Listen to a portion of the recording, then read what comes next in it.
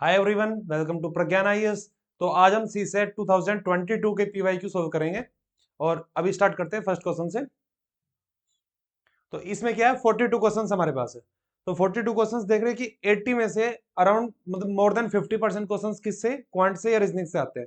और कुछ पेपर में, पिछले पेपर में हमने देखा कि अराउंड 50 क्वेश्चंस भी आ रहे हैं। तो कहीं ना कहीं इसकी इंपॉर्टेंस, इस सेक्शन की इंपॉर्टेंस बहुत ज्यादा है। और इसकी इंपॉर्टेंस हम देख सकते हैं कि क्वेश्चंस बहुत ज्यादा रिपीट भी होते हैं। अगर डायरेक्ट डाटा रिपीट ना हो तो टाइप ऑफ क्वेश्चंस रिपीट होते हैं। कुछ हमने सीरीज के क्वेश्चंस देखे, कुछ क्वेश्चंस हमने देखे कि फिगर्स वगैरह के डायरेक्ट रिपीट होते हैं या फिर डाइसिस के क्वेश्चन रिपीट होते हैं। इवन आज के टाइम में क्या है, कैलेंडर के क्वेश्चन भी रिपीट हो रहे हैं। तो आज हम सोल्व करेंगे और पर क्वेश्चन डिस्कस करेंगे कि ये पीवाईक्यू में इस टाइप का क्वेश्चन आ चुका है या नहीं आ चुका है। तो ऐसे क्वेश्चन अगर हम पहले से प्रिपेयर रहेंगे, तैयार रहेंगे, तो पेपर में हमारा कम टाइम यूज होगा। और सारा खेल क्या है, टाइम का होता है। तो ठीक है, स्टार्ट करते हैं। This is the first question. तो ये क्या है, हमारे पास एक सीक्वेंस है। तो इस सीक्वेंस में आइडेंटिफाई करना है कि क्या पैटर्न इसमें यूज किया गया है। उस पैटर्न के बेसिस पे हमें क्या एक्स बताना है कि लास्ट में जो नंबर है वो क्या होगा। कि अगर अभी मेरे पास फर्स्ट नंबर क्या है, 20 है, सेकंड नंबर क्या है, 10 है। तो इसमें मैं कह सकता हूं या तो -10 है, 10 नंबर का डिफरेंस है, या फिर 10 क्या है, 20 का हाफ है। ठीक है। फिर 10 के बाद दोबारा से 10 है, यहां पे डिफरेंस 0 है, या फिर इसका वन टाइम है, एक गुना है। फिर 10 के बाद में क्या है, हमारे पास 15 आया। तो 15 में डिफरेंस कितना, 5 का है, या फिर मल्टीप्लीकेशन है किसकी, 1.2, 1 एंड 1.2। ठीक है। फिर इसके बाद क्या है, 15 के बाद हमारे पास आता है 30। इसमें डिफरेंस 15 की है और मल्टीप्लीकेशन कितना है, ट्वाइस। तो मैं देख सकता हूं एक तो ये पैटर्न फॉलो हो रहा है, एक ही हो रहा है। ऊपर वाले में क्या है, डिफरेंस पहले 10 का डिफरेंस था, फिर 5 का, फिर 10 का, इस तरीके से जा रहा है। और फिर इसके बाद में कितना डिफरेंस है, 30 के बाद में 75 है, मतलब 45 का डिफरेंस है। तो ऐसा कोई पैटर्न हमारे पास बैठ नहीं रहा है, ये वाला कोई पैटर्न नहीं बैठ रहा है। तो हम क्या करेंगे, इसको हटा देंगे। इसको हटा के अगर मैं इसमें देखूं, इसमें कुछ ऑब्जर्व करूं कि ये पहले हाफ था, हाफ में फिर हमने हाफ और ऐड किया, तो कितना है, 1, 1 आ गया। 1 में फिर हाफ ऐड किया, फिर से हाफ ऐड किया, तो इसमें फिर से हाफ ऐड करेंगे, 2.5। तो 2.5 30 में मल्टीप्लाई करेंगे तो 75 आ रहा है। तो अब तीसरा क्या है, फिर से हाफ ऐड होगा, तो 2.5 में हाफ और ऐड करने के बाद कितना है, 3 आएगा। तो 75 में किसकी मल्टीप्लीकेशन होगी, 3 की होगी। तो 75 में 3 की मल्टीप्लाई करने के बाद क्या आता है हमारे पास, 225। तो x जो नंबर है उसकी जगह हमारे पास क्या आएगा, 225 आएगा। तो आंसर इसका क्या होना चाहिए, डी ऑप्शन, दैट इज 225। आसान क्वेश्चन था ये। तो इस टाइप के क्वेश्चन जो सीक्वेंस में हाफ से मल्टीप्लीकेशन है, या एक बार 1 से किया, फिर 2 से किया, या 3 से किया, इस टाइप के क्वेश्चन बहुत ज्यादा रिपीटेड है। मतलब एक्सपेक्ट कर सकते हो हर पेपर में, सी सेट का कोई भी एग्जाम होगा, एक या दो क्वेश्चन तो आपको पक्का आएंगे। एक क्वेश्चन का मतलब 2.5। तो आप समझ रहे हो, 2.5 मार्क्स अगर आपको एक क्वेश्चन से मिल रहे हैं, और ये क्वेश्चन आपको डायरेक्ट देखने से समझ में आ रहा था। तो नंबर कितने स्कोर करने हैं, 66.67, इतने नंबर स्कोर करने हैं। तो आपने अगर ऐसे 10 या 15 क्वेश्चन आइडेंटिफाई कर दिए, तो कहीं ना कहीं आपको समवेयर अराउंड 40 मार्क्स आसानी से आ सकते हैं। तो फाइट किसके लिए करनी है, 27 नंबर के लिए फाइट करनी है, 27 मार्क्स के लिए। बाकी क्वेश्चंस में से आप कॉम्प्रिहेंशन भी करोगे, और मैथ्स के क्वेश्चन भी आइडेंटिफाई करने हैं, रीजनिंग के और क्वांट सेक्शन के। तो नंबर ऑफ क्वेश्चंस बहुत ज्यादा बच जाएंगे। आपने यहाँ पे कितने, 15 क्वेश्चन किए, 15 या 20 क्वेश्चन मान लो, आपने अगर यहाँ 20 क्वेश्चन कर दिए, तो 60 क्वेश्चन में से कितने नंबर देके आने, 27 मार्क्स देके आने। इतने नंबर देके आने, 27 मार्क्स, मतलब कि 12-13 क्वेश्चन, 12 क्वेश्चन यहाँ पे करने हैं आपको। तो इसमें से आइडेंटिफाई करना है, ये तो आसान है, ये तो पक्का करना है। पक्का क्यों करना है, क्योंकि आपने पीवाईक्यू अच्छे से किए हुए, पीवाईक्यू अच्छे किए हुए, तो आपके पास 40 मार्क्स का एज है, ये नंबर आपके पास है, ये है। तो आपको स्कोर कितना करना है, 27 मार्क्स। कितने कितने क्वेश्चन है हमारे पास, 60 क्वेश्चन में से 12 क्वेश्चन करने हैं। तो 12 क्वेश्चन में आपके पास कितने नंबर आएंगे, 30 मार्क्स आएंगे। तो आप देख रहे हैं कि अगर आप 11 क्वेश्चन भी सही करोगे इन 60 में से, तो ये आइडेंटिफाई करना है आपको। और ये आइडेंटिफाई कैसे होगा, जब आपकी अच्छी प्रैक्टिस होगी, तो आप क्वेश्चन देखते ही समझ जाओगे कि हाँ, ये क्वेश्चन हो जाएगा। ठीक है, इसका आंसर क्या है, डी ऑप्शन। नेक्स्ट क्वेश्चन देखते हैं। अभी इसमें क्या कह रहा है कि एक आइडेंटिटी कार्ड है, किसी का आइडेंटिटी कार्ड है, उस पे क्या नंबर लिखा है, ABCDEFG, ये नंबर लिखा है आईडी कार्ड पे। अभी जरूरी नहीं है कि ABCD इसी सीक्वेंस में हो जिसमें अभी लिखा है, इसका सीक्वेंस ऐसे भी हो सकता है कि A फिर D या फिर F, इस तरीके से भी हो सकता है। तो सभी लेटर के लिए ABCDEFG के लिए क्या नंबर है, 1 2 4 5 7 8 9, ये नंबर यूज किए गए। कौन कौन से नंबर यूज किए गए, 1245789 ये नंबर यूज किए गए। कितने नंबर है ये? 7 नंबर है। 1245789 ये नंबर यूज किए गए। इन सभी नंबर का सम कितना होगा? 36 36 होगा इन सभी का सम। अभी क्या गिवन है कि after dividing the first digit from the right, अभी ऐसे नंबर था हमारे पास A B C D E F and G, 7 digit number है। इसने क्या किया कि लास्ट वाला जो डिजिट है उसको डिविड किया, राइट की तरफ से जो फर्स्ट डिजिट होगा G को डिविड किया, इस नंबर को हटाया। इस नंबर को हटाने से जो हमारे पास नंबर होगा वो किससे डिवाइड हो रहा है? 6 से डिवाइड हो रहा है। तो आप नंबर सिस्टम में एक इंपॉर्टेंस आपको यहां से समझ आना चाहिए कि जो डिविजिबिलिटी टेस्ट होता है हर नंबर का, कि कोई नंबर किससे डिवाइड होगा किससे नहीं डिवाइड होगा, इसके बारे में भी एक क्वेश्चन पक्का आएगा 100%। तो डिविजिबिलिटी टेस्ट अगर मैं 6 की बात करूं तो 6 का क्या होता है कि वो नंबर 2 से डिवाइड होना चाहिए, इसके अलावा वो नंबर 3 से डिवाइड होना चाहिए। और कोई भी नंबर 2 से कब डिवाइड होता है? जब वो इवन नंबर हो। इवन नंबर क्या है? 2 से डिवाइड होता है। और कोई नंबर 3 से कब डिवाइड होगा? जब उसका सम, सारे डिजिट्स का सम क्या है? 3 से डिवाइड हो।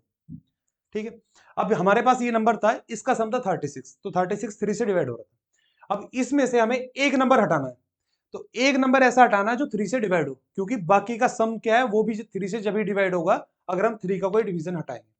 अगर हम लेट अस सपोज कोई भी नंबर अगर मैंने 5 हटा दिया तो 5 3 से डिवाइड नहीं होता, मेरे पास 5 के यहाँ बचेगा 31, और 31 भी 3 से डिवाइड नहीं होगा। तो इनमें से ऐसा कौन सा नंबर है जो 3 से डिवाइड हो रहा है? तो 9 है।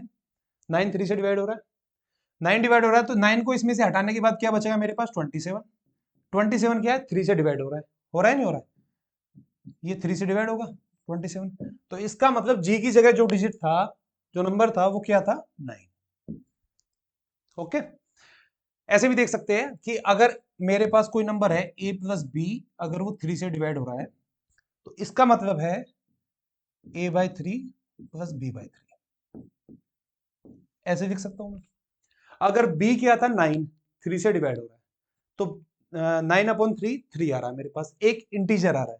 तो किसी भी फ्रैक्शन में अगर हम इंटीजर ऐड करेंगे, और मेरा आंसर क्या है? इंटीजर आना चाहिए। इंटीजर भाई, अगर कोई नंबर पूरा डिवाइड होगा, डिवाइड होने के बाद जो हमारा क्वोशिएंट होगा वो इंटीजर होता है, अगर वो प्रॉपर डिवाइड हो रहा है। अगर वो प्रॉपर डिवाइड नहीं हो रहा है तो डिजिट में डिजिट आएगी, नंबर जो आएगा डिजिट में आएगा। तो यहाँ पे हमारा क्या है? इंटीजर आ रहा है, प्रॉपर डिवाइड हो रहा है।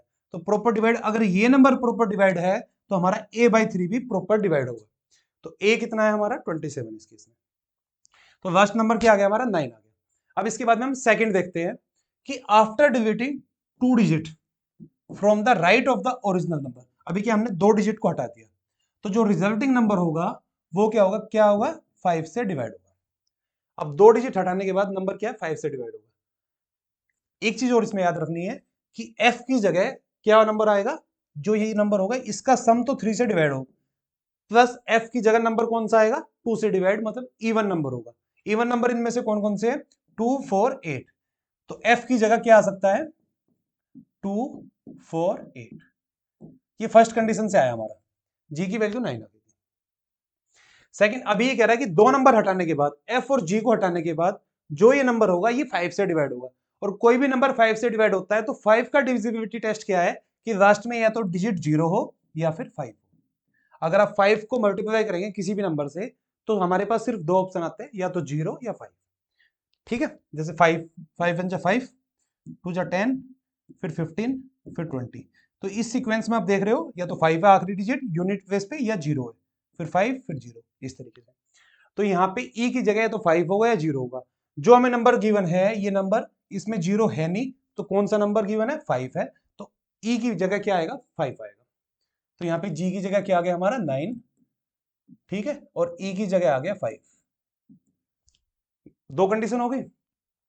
After dividing the 3 digit from the right of the original number, the resulting number is divided by 4। इसका कहने का मतलब है अब हमने 3 नंबर हटा दिए, और ये जो नंबर है ए बी सी डी ये 4 से डिवाइड हो रहा है, और 4 का डिविजिबिलिटी टेस्ट क्या है कि सी डी जो नंबर है वो 4 से डिवाइड होना चाहिए। आखिरी की 2 डिजिट क्या है? 4 से डिवाइड होनी चाहिए।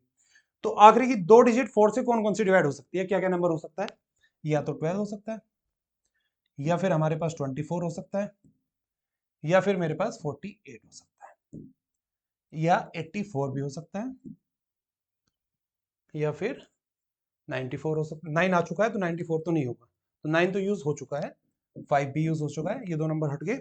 अभी मेरे पास क्या क्या नंबर है, 72 भी है, 72 भी है, ये भी डिवाइड होगा, और 74 नहीं होगा, 78 भी नहीं होगा, 8 में 84 होगा, वो मैं लिख चुका हूँ, और अगर 2 काउंट करें तो 24 एंड 28 भी होगा, 4 से काउंट करेंगे तो 48 होगा, 1 से काउंट करेंगे तो 12 होगा। ठीक है, ये नंबर क्या है, 4 से डिवाइड हो रहे हैं, तो कहीं ना कहीं अब सी डी की जगह क्या आएगा, इनमें से कोई सा नंबर आएगा। यूज में 9 और 5 को कर चुका हूं, तो इनमें से कोई सा भी 9 और 5 नहीं। ठीक है, फिर ये बात कर रहा है कि after dividing 4 digit from the right of the original number the resulting number is divided by 3। अभी क्या, अब कितने डिजिट मैंने डिविड की, 4 डिविड करने के बाद, तो यहां तक मैंने डिविड कर चुका हूं, ये जो नंबर है ये किससे डिवाइड होगा, 3 से डिवाइड होगा, और ये नंबर 3 से डिवाइड होगा, इसका मतलब है इसका जो सम होगा वो 3 से डिवाइड होगा, एबीसी का जो सम है वो 3 से डिवाइड होगा। ये कंडीशन आ गई। अभी हम क्या करते हैं कि इस कंडीशन को बाद में नोट डाउन करेंगे, इसको याद रखना कि एबीसी का जो सम होगा A plus B plus C 3 से डिवाइड होगा। इसके बाद देखते हैं after dividing 5 digit from the right of the original number the resulting number is divided by 2। अभी मैं 5 डिजिट अगर यहां से हटा दूं, तो 5 डिजिट हटाने के बाद ये जो नंबर होगा ए बी जो नंबर होगा वो क्या है, 2 से डिवाइड होगा। डिवाइड किससे होगा, 2 से। ये भी कंडीशन आ गई एक। तो मतलब एक तरीके से ए बी जो नंबर आया वो इवन नंबर है, कोई भी नंबर 2 से कब डिवाइड होगा, जब वो इवन नंबर होगा। ठीक है, तो अभी मेरे पास सिर्फ जी और ई की वैल्यू आई, एफ क्या है, इवन नंबर है, 2 4 8 में से कोई सा है, एफ आ गया। अब फिर इसके बाद क्या है, ए प्लस बी प्लस सी क्या है, 3 से डिवाइड होगा। डी के केस में मेरे पास अब तक कुछ नहीं आया है, या फिर हमारे पास आया है कि सी डी जो होगा वो किससे डिवाइड होगा, 4 से डिवाइड होगा। ठीक है, तो अभी हम क्या देखते हैं कि एबीसी क्या, एबीसी का सम क्या, 3 से डिवाइड होने वाला था, तो इसमें हमने 5 और 9 को यूज कर चुके। अब 3 नंबर वो सिलेक्ट करते हैं जिनका सम क्या है, 5 से डिवाइड हो। अब 3 नंबर कौन से हो सकते हैं, या फिर 1 2 4 अगर मैं 3 नंबर दूं तो इनका सम क्या आएगा, 7, वो नहीं डिवाइड होगा। 1 2 3 ये डिवाइड होगा, तो इस कॉम्बिनेशन के साथ ऐसा कोई भी नंबर नहीं होगा जो 3 से डिवाइड होगा। फिर 2 4 अगर 6 हो गया तो इसके साथ 7 भी नहीं आएगा और 8 भी नहीं आएगा 2 4 के साथ। अगर 2 के साथ 7 है दैट इज 9, तो 9 के अलावा फिर दूसरा नंबर भी हमें ऐसा लेना है जो 3 से डिवाइड हो, कोई नंबर नहीं है। फिर हम दे सकते हैं 7, एक नंबर दे दिया मैंने, और 7 के बाद अगर मैं 4 या 1 दूं तो ये सम क्या है, 3 से डिवाइड हो रहा है। क्या नंबर, 7 4 1, ये 3 से डिवाइड होगा। ठीक है, ऐसा सिर्फ यही 3 डिजिट होगी जो 3 से डिवाइड हो रही है, ये 3 डिजिट होगी। तुम इसमें कैसे यूज कर सकता हूँ, इसको 1 4 7 भी यूज कर सकता हूँ। ठीक है, और जो ए बी है वो इवन होना चाहिए, तो इसका मतलब 74 भी इवन है और 14 भी इवन है। तो फर्स्ट डिजिट हमारी क्या क्या हो सकती है, 7 4 और 1 4। तीसरी डिजिट इनमें से या तो 1 होगी या फिर हमारे पास 7 होगी। ठीक है, अभी क्या था कि ए बी सी डी ये 4 डिजिट है, मतलब सी डी क्या है, इनमें से कोई हो सकता है। तो 1 के साथ क्या है, 2 आएगा, और 7 के साथ क्या आएगा, 2 आएगा। फिर से इस तरीके से मैं इसको हटा देता हूं।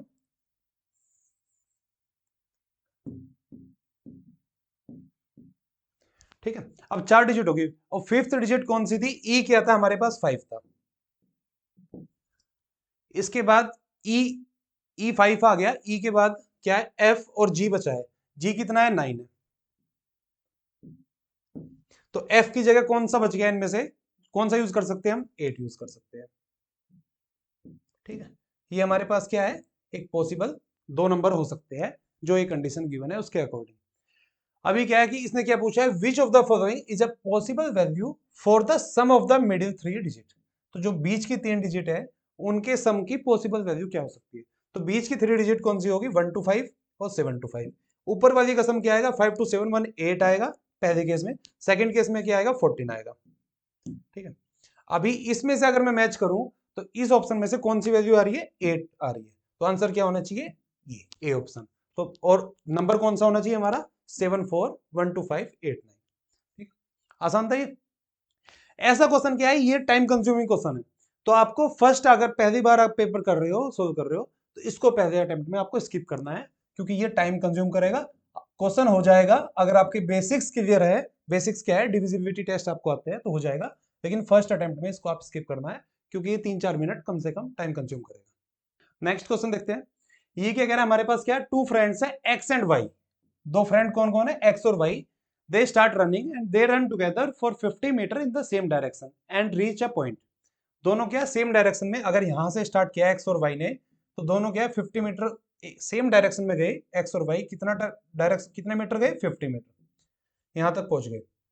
इसके बाद X turns right and run 60 meter. X जो था वो राइट की तरफ जाता है, तो राइट इस तरफ गया और कितना कितना रन किया उसने, 60 मीटर एक्स ने, अभी यहां गया वो। और वाई लेफ्ट की तरफ गया और उसने कितना 40 मीटर रन किया, कितना 40 मीटर, वाई यहां पे आ गया। इसके बाद X then turns the left and runs 50 meter and stops. अब इसका लेफ्ट ऊपर की तरफ होगा और कितना गया एक्स, कितना गया 50 मीटर गया है, तो ये 50 मीटर ऊपर की तरफ गया है और यहां पे जाके रुक गया।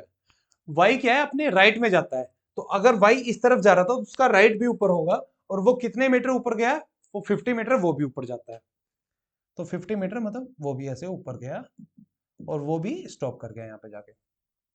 अभी इसने पूछा है कि how far are the two friends from each other, एक दूसरे से दोनों की डिस्टेंस कितनी है। ये सेम क्वेश्चन अगर हम देखें सारे पीवाईक्यू को एनालाइज करेंगे, इस टाइप का सेम क्वेश्चन भी हर ईयर में एक क्वेश्चन पक्का आएगा। और सिंपल ये चीज देखनी है कि इनमें यहां से 60 मीटर है और यहाँ पे 40 मीटर है, तो यहाँ पे दोनों में डिफरेंस कितना था, 100 मीटर का डिफरेंस था, 100 था। अब दोनों ही 50-50 गए हैं और दोनों ही एक दूसरे के पैरेलल है, पैरेलल गए दोनों एक दूसरे के, तो यहाँ भी 100 मीटर का ही डिफरेंस होगा, फिर एक तरीके से 100 मीटर का ही डिफरेंस होगा ना। तो एक्स और वाई में अब कितना डिफरेंस है, 100 मीटर का, तो आंसर क्या होगा इसका, ए ऑप्शन। फिगर से सही समझ में आ रहा है ना। नेक्स्ट क्वेश्चन देखते हैं। मेरे पास क्या अमाउंट था, 1840 क्या एक अमाउंट था, मेरे को ये पे करना है। पे कितने, मेरे पास नोट कौन कौन से है, 50 का है, 20 का है और 10 के नोट्स है, इसमें मेरे को पे करना है। 50 notes are in all are used, जो 50 के मेरे पास नोट्स है वो सारे यूज हो चुके हैं। तो अब कंसीडर करना है फॉलोइंग स्टेटमेंट। तो फर्स्ट स्टेटमेंट क्या है कि 50 के मैंने सारे यूज किए, 25 notes of 50 are used and the remaining are in the denomination of 20 and 10। तो 50 रुपीज के अगर मैं 25 नोट यूज किए तो मैंने कितना अमाउंट यूज कर चुका मैं, 1250, क्योंकि 50 इंटू 25 कितना आएगा, 1250, तो मैं इतना अमाउंट यूज कर चुका। टोटल अमाउंट कितना था, 1840, ये मेरे पास टोटल अमाउंट था।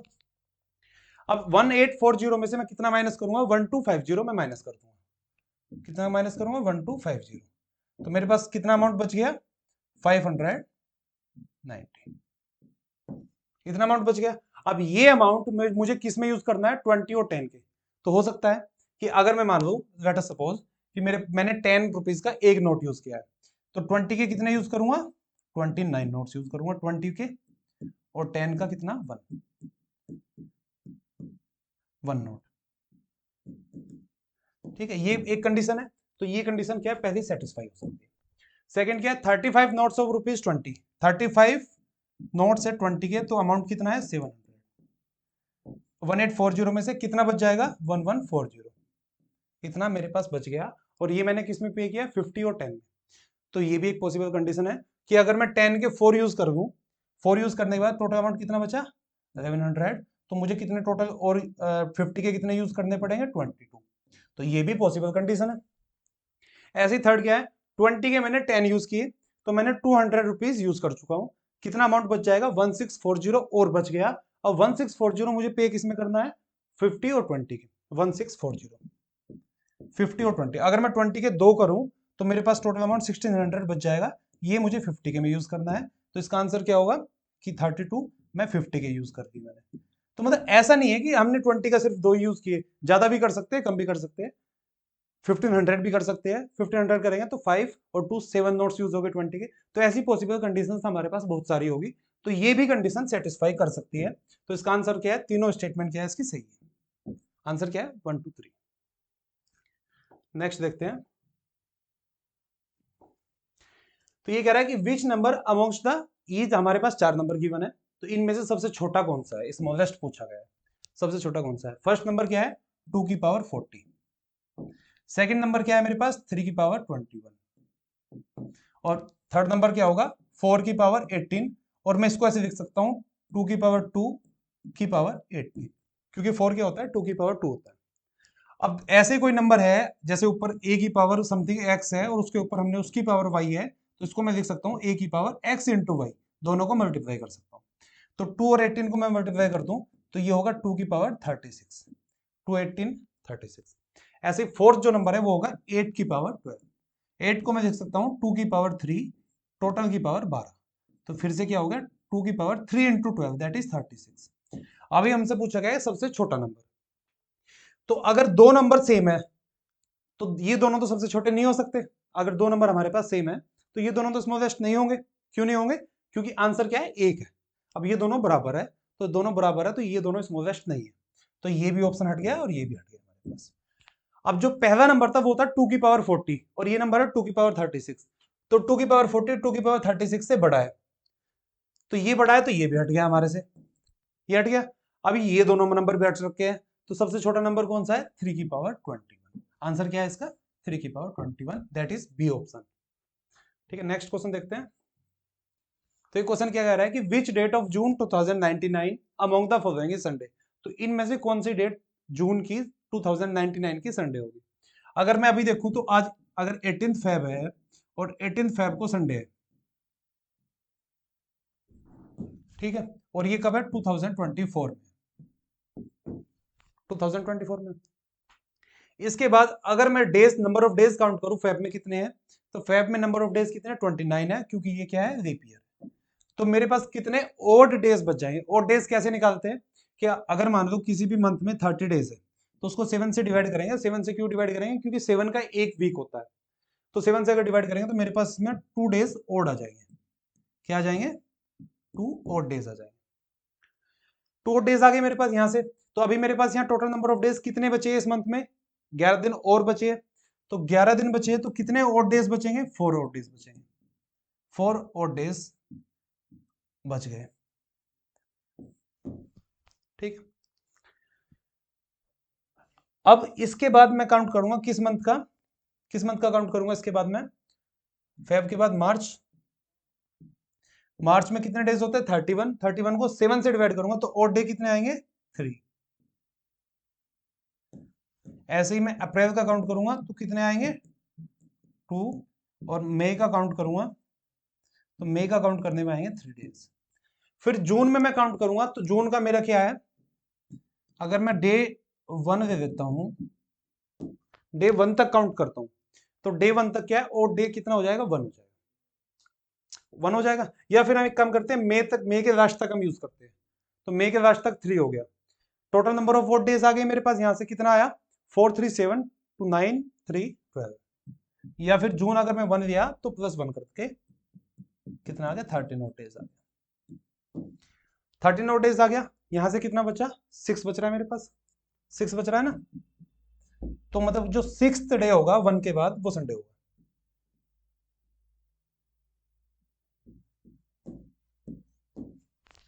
ठीक है, फिर इसी तरीके से हम क्या करते हैं, अब पर ईयर देंगे। अब 2025 में कितने नंबर ऑफ डेज है 365, इसको 7 से डिवाइड करूंगा तो मेरे पास ओड डे कितने आएंगे 1,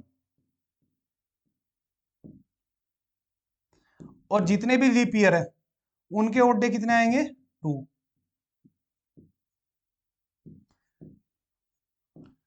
अब total number of year count करना है मेरे को। टोटल नंबर ऑफ ईयर 2025 से कब तक 2099 तक नंबर ऑफ ईयर काउंट करना है। तो ये कितना है टोटल मेरे पास, कितना आएगा, इसमें 1 ऐड करेंगे और इसको माइनस कर देंगे, टोटल आ जाएगा मेरे पास 75 ईयर। अब काउंट क्या करना है कि 2025 के बाद लीप ईयर कब आएगा 2028 में, फिर कब आएगा 2032 में, तो लास्ट में कब आएगा 2096 में। इनको काउंट करने का भी मैंने आपको फॉर्मूला बताया था। तो अगर मैं इनको काउंट करूंगा तो मेरे पास n कितना आ गया 18, कितना आ गया 18। अभी सभी लीप ईयर में ओड डे कितने होते हैं 2 होंगे, और वैसे नॉर्मल अगर ईयर होगा तो उसमें ओड डे कितने 1 होंगे, 1 होते हैं ना। 1 होंगे। तो टोटल नंबर ऑफ डेज मैं यहां से काउंट कर दूंगा, इसको ट्वाइस से मल्टीप्लाई करके और इसमें से 18 माइनस करके मल्टीप्लाई कितना 1 करके टोटल में अगर काउंट करूंगा तो मेरे पास आखिरी में और डेज आ जाएंगे कितने हैं। तो अगर हम फर्स्ट डे से स्टार्ट कर रहे थे, फर्स्ट डे ऑफ जून, तो यहाँ पे आंसर क्या है, 6 ऐड होके आ जाएगा, 6 नंबर और ऐड हो जाएगा, दैट इज 7th डेट क्या होगी, संडे होगी। तो आंसर इसका क्या होगा, डी ऑप्शन होगा। तो इसको आप कैलकुलेट कर देना अच्छे से पूरा। ठीक है, आंसर क्या है इसका, डी ऑप्शन होगा। ठीक है, नेक्स्ट क्वेश्चन देखते हैं। ये क्या कह रहा है कि हमारे पास डिजिट कहां से कहां तक है, 1 से 9 तक डिजिट हमें यूज करनी है, और वो डिजिट्स क्या है, 3 रो में यूज करनी है, फर्स्ट रो, सेकंड रो और थर्ड रो, ऐसे डिजिट यूज करके कोई नंबर बनाने हैं। फिर कह रहा है कि जो फर्स्ट कॉलम होगी उसमें हम 4 डिजिट यूज कर सकते हैं। 4 डिजिट कौन कौन सी, 2, 3, 7, 9, इनमें से हम 4 डिजिट कोई भी यूज कर सकते हैं फर्स्ट कॉलम में। अगर मैंने फर्स्ट कॉलम में चार में से 3 डिजिट यूज करी, सेकंड कह रहा है कि जो सेकंड रो होगी वो फर्स्ट का 2 टाइम्स होगी, और जो थर्ड रो होगी वो फर्स्ट का 3 टाइम्स होगी। क्या कह रहा था, यहां से पढ़ते हैं, and the number form in the second row is twice, किसका ट्वाइस, जो फर्स्ट रो में, और number in the third row, तीसरी रो में जो नंबर होगा वो 3 टाइम्स होगा किसका, फर्स्ट रो के। ये कंडीशन भी गिवन है इसमें। तो फर्स्ट प्लेस पे मैं क्या 2, 3, 7, 9 में से कौन सा नंबर यूज कर सकता हूं। अगर मैं 2 यूज करता हूं और इसका फिर ट्वाइस करता हूं, तो यहां पे नंबर क्या है, या तो 4 आएगा या 5 आएगा। अगर 250 से बड़ा कोई नंबर है तो उसका ट्वाइस क्या है, 5 से स्टार्ट होगा, और इससे अगर छोटा नंबर होगा तो 4 आएगा। इसका 3 टाइम्स क्या आएगा, आइदर 6 या 7। तो इसका ट्वाइस भी और थ्राइस भी हो सकता है अगर कोई नंबर 2 से स्टार्ट हो रहा है। ऐसे ही अगर कोई नंबर 3 से स्टार्ट हो रहा है तो उसका ट्वाइस कितना, या तो 6 या 7, और उसका थ्राइस या तो 9 या फिर 10, मतलब 1000 से बड़ा। इस तरीके से हो सकता है। तो ये भी पॉसिबल कंडीशन है। इसके अलावा अगर मैं देखूं तो क्या नंबर कोई 7 से स्टार्ट हो सकता है, कि अगर कोई 3 डिजिट नंबर है 7 से स्टार्ट हो रहा है, तो उसका अगर मैं ट्वाइस करूंगा तो वो 4 डिजिट नंबर हो जाएगा। तो वो नंबर क्या है, 7 से तो स्टार्ट नहीं हो सकता, ऐसे ही वो 9 से भी स्टार्ट नहीं हो सकता। तो आइदर वो स्टार्ट हो सकता है 2 से या फिर स्टार्ट हो सकता है 3 से। तो इन केस अगर फर्स्ट डिजिट क्या हमारी 2 है, तो इसके बाद हमें 2 डिजिट और यूज करनी है, और 2 डिजिट किन 3 में से यूज करनी है, 3, 7, 9 में से यूज करनी है। तो मैं अगर फर्स्ट पेयर को देखूं, 3, 7 को देता हूं, तो इसका जो ट्वाइस होगा वो कितना होगा, 474। तो 4 क्या 2 टाइम्स रिपीट हो गया, तो 2 टाइम्स रिपीटेशन क्या हमें अलाउड नहीं थी। क्या कह रहा है, repetition of digit is not allowed. तो ये पॉसिबल कॉम्बिनेशन नहीं हो सकता। फिर एक केस हम ये दे देते हैं कि 2 के साथ 3, 3 के साथ 9, इसका जो ट्वाइस होगा कितना होगा, 4, 7, 8। फिर इसी का अगर हम थ्राइस लें तो 3 टाइम्स कितना होगा इसका, 717। तो ये भी पॉसिबल कॉम्बिनेशन नहीं होगा। ठीक है, ये भी पॉसिबल कॉम्बिनेशन नहीं होगा। ऐसे ही हम इसी तरीके से हम ट्राई कर सकते हैं, क्या क्या, अभी 273 को ट्राई कर सकते हैं, इसका ट्वाइस कितना होगा, 546, और इसका थ्राइस 3 टाइम्स कितना होगा, 819। तो इसमें जो डिजिट यूज हुई है वो सारी क्या है, डिफरेंट डिजिट है सारी, कोई भी रिपीटेशन अलाउड नहीं है। तो हमारे पास क्या पॉसिबल कॉम्बिनेशन हो सकता है, 273, फिर 546 और 819, इस तरीके से हो सकती है। सेकंड, अभी हमने सारी डिजिट ट्राई करी, तो सारी डिजिट में सिर्फ एक ही कॉम्बिनेशन 2 से जो स्टार्ट होने वाला उसमें बन रहा है। फिर अगर हम 3 से स्टार्ट करें, तो 3 से हम जितने भी कॉम्बिनेशन ट्राई करेंगे तो उनमें से ये कॉम्बिनेशन 327 ये सेटिस्फाई करेगा। कैसे, इसका ट्वाइस कितना होगा, 654, और इसी का थ्राइस कितना होगा, 981। तो कोई भी डिजिट क्या है, रिपीट नहीं हो रही है। तो ये आ गया हमारे पास। तो ऐसे कितने पॉसिबल कॉम्बिनेशन है, आंसर क्या है, such combinations are possible to be arranged in 3 row. तो आंसर इसका क्या होगा, C option, that is answer 2। X और वाई क्या रन करेंगे, 3 किलोमीटर की रेस रन करेंगे, और किस पे, एक सर्कल है, इस सर्कल के अराउंड वो क्या 3 किलोमीटर रन करेंगे। इसकी लेंथ क्या है सर्कल की, 300 मीटर। इसकी लेंथ क्या है, 300 मीटर। तो कितने टर्न, इस कितने बार इस सर्कल को वो घूमेंगे, 3 किलोमीटर का मतलब है 3000 मीटर। इसकी लेंथ कितनी है, 300 मीटर। तो कितने, 10 बार इसको सर्कल करना पड़ेगा, इसके 10 राउंड लगाने पड़ेंगे, जब जाके 3 किलोमीटर की रेस उनकी पूरी होगी। उनकी स्पीड किस रेशियो में है, 3:2 रेशियो में, 3:2 रेशियो में। इसका मतलब अगर दोनों यहां से स्टार्ट हुए, यहां से स्टार्ट हुए, तो यहां से स्टार्ट होने के बाद अगर कुछ टाइम बाद देखिए, जब ए क्या है, जब ये 3 की जिसकी स्पीड है, ये मान लो अगर 3 किलोमीटर पर आवर या 300 मीटर पर आवर है, तो 1 घंटे के बाद जो ए होगा, एक्स होगा, जो एक्स तो क्या है, यहां से यहां पे आ जाएगा, यहां पे आ गया, उसने 300 मीटर पूरा कर दिया। और वाई कहां पे आएगा, वाई कितना कवर करेगा, 200 मीटर करेगा, क्योंकि रेशियो में क्या है स्पीड में 3:2, तो वाई कहां आएगा, अप्रोक्सीमेटली यहां पे आएगा, ये 200 मीटर हो गया, तो वाई यहां पे आ गया, एक्स यहां पे। अब फिर जब सेकंड राउंड करेंगे तो एक्स फिर से 300 करेगा और वाई फिर से 200 करेगा, तो ये तो घूम के फिर से यहां जाएगा, उस टाइम में वाई यहां से यहां पे चला जाएगा, तो ये कितना डिफरेंस हो जाएगा, 100 मीटर का, 100 मीटर का ये प्लस 100 मीटर ये, तो वाई यहां पे आ जाएगा। अभी 2 राउंड हो चुके, 2 राउंड में एक बार भी वो मीट नहीं किए। जब थर्ड राउंड होगा, ये कहां पे आएगा, फिर से ये 200 मीटर आएगा, तो 100 आगे था, 200 घूम के आ जाएगा, तो ये यहां पे आएगा और ये फिर से यहीं पे आ जाएगा। तो 3 राउंड के बाद वो पहली बार मीट करेंगे। टोटल राउंड कितने हैं, 10। 3 राउंड में एक बार मीट करे, 6 राउंड में 2 बार मीट करे और 9 राउंड में 3 बार मीट करे। फिर जब 10th राउंड होगा तब नहीं मीट करेंगे, वो मीट कब करेंगे, जब 12th राउंड होगा तब मीट करेंगे। लेकिन हमें रेस खत्म करनी है 10th राउंड में, तो वो कितनी बार मीट कर चुके, 3 बार मीट कर चुके, तो आंसर क्या होगा इसका 3।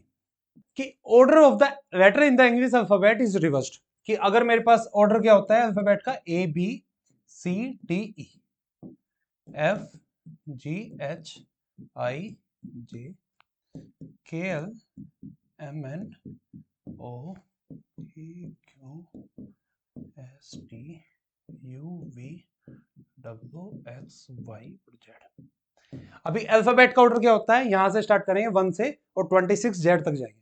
अभी हमने क्या ऑर्डर को रिवर्स कर दिया, तो क्या ऑर्डर है, अभी यहां से 1 स्टार्ट करेंगे और 26 लेटर कौन सा, ए होगा। फिर ये क्या कह रहा है कि अभी हमारे पास वर्ड क्या था, लखनऊ था, क्या वर्ड था, लखनऊ।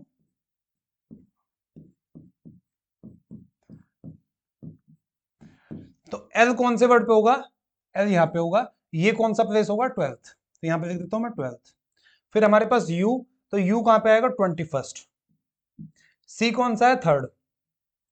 के कौन सा है, 11th। एन कौन सा है, एन कौन सा, 14th। फिर ओ कौन सा है, ओ कौन सा है, 50th। और डब्ल्यू कौन सा होगा, यहां पे आके 23rd। ठीक है, ये है।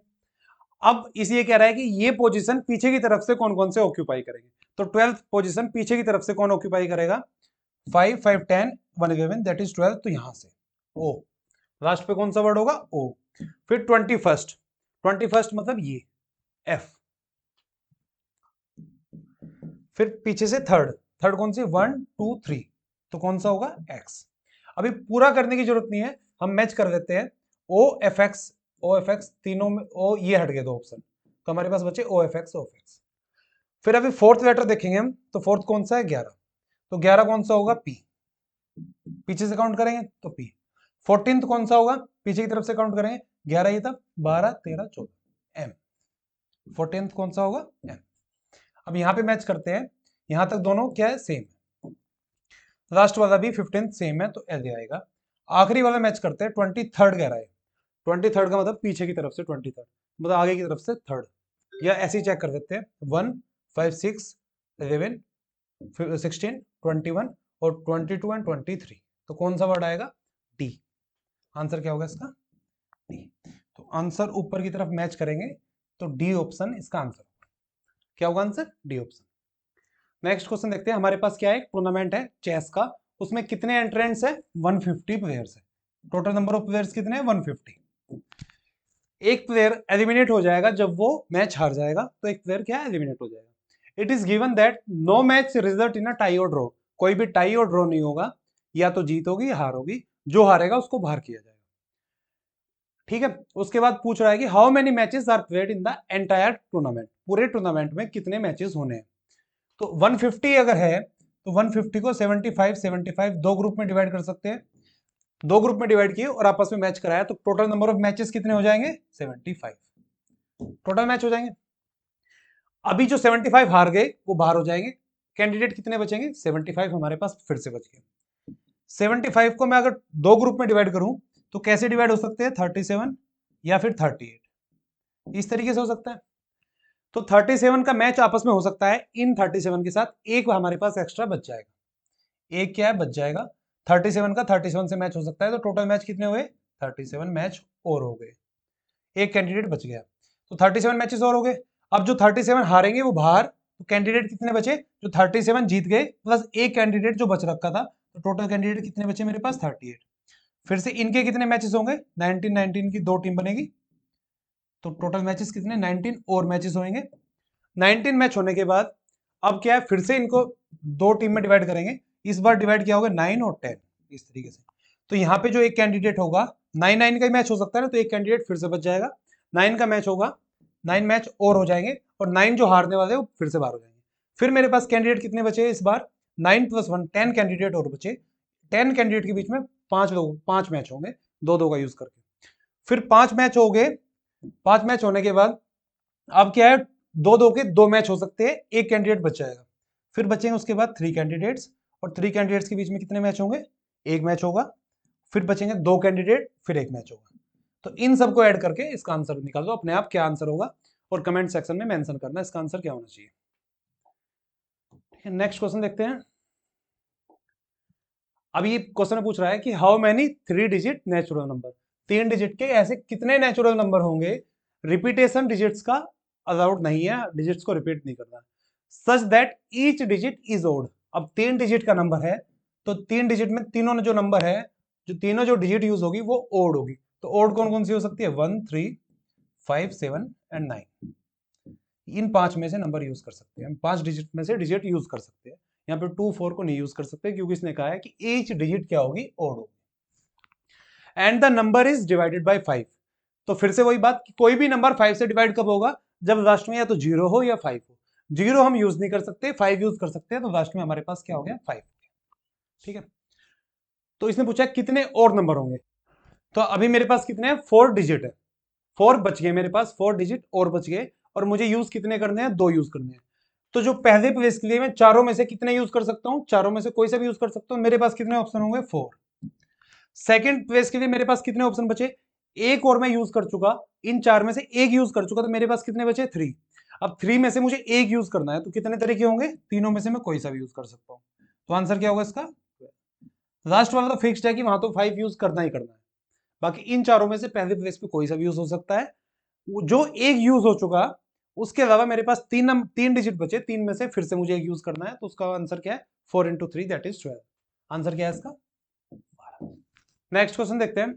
तो अभी ये क्या है कि हमारे पास एक क्वेश्चन है, इज एक्स एन इंटीजर, क्या एक्स एक इंटीजर है। स्टेटमेंट 1 कहती है x/3 is not an integer. तो x/3 क्या है, कोई नंबर है हमारे पास, और ये इंटीजर नहीं है। तो इन केस अगर मैं मान के चलूं कि x की जगह मैंने कोई नंबर दिया, सपोज किया कि x की जगह कोई नंबर होगा 2/3, तो यहां पे आ जाएगा x/3, मतलब 2/3 × 3, तो 2/9। तो ये पहली स्टेटमेंट को सेटिस्फाई कर रहा है कि ये इंटीजर नहीं है, ये इंटीजर नहीं है। तो x is an integer, x क्या था, 2/3, तो x भी इंटीजर नहीं है इस केस में। मतलब हो भी सकता है अगर मैं x को 6 मान लिया, 3 मान लिया, तो 6/3 2 आएगा, वो इंटीजर होगा। तो जो क्वेश्चन होगा वो फर्स्ट स्टेटमेंट से सेटिस्फाई भी कर सकता है, नहीं भी कर सकता है। तो फर्स्ट स्टेटमेंट सफिशिएंट नहीं है आंसर करने के लिए। ठीक है, ये सफिशिएंट नहीं है। अब सेकंड स्टेटमेंट क्या कह रही है कि 3x एक इंटीजर है। अगर 3x एक इंटीजर है तो x भी एक इंटीजर होगा, ये कह रहा है। अगर मैं 3x को एक इंटीजर मानूं, कौन सा, 1, तो x कितना आएगा, 1/3। तो x क्या इंटीजर है हमारा, नहीं है इंटीजर, ये क्या है, फ्रैक्शन है। ये भी इंटीजर नहीं है, तो इंटीजर हो भी सकता है। अगर मैं 3x को 3 मान लूं, तो x कितना आ जाएगा, 1। तो x इंटीजर हो भी सकता है, नहीं भी हो सकता है, दोनों केस है। तो सेकंड स्टेटमेंट ये भी सफिशिएंट नहीं है आंसर करने के लिए, दोनों स्टेटमेंट सफिशिएंट नहीं है। तो इसका आंसर क्या होगा, both statement are not sufficient. तो आंसर क्या होगा, डी ऑप्शन। क्या होगा, डी ऑप्शन। ठीक है, नेक्स्ट देखते हैं।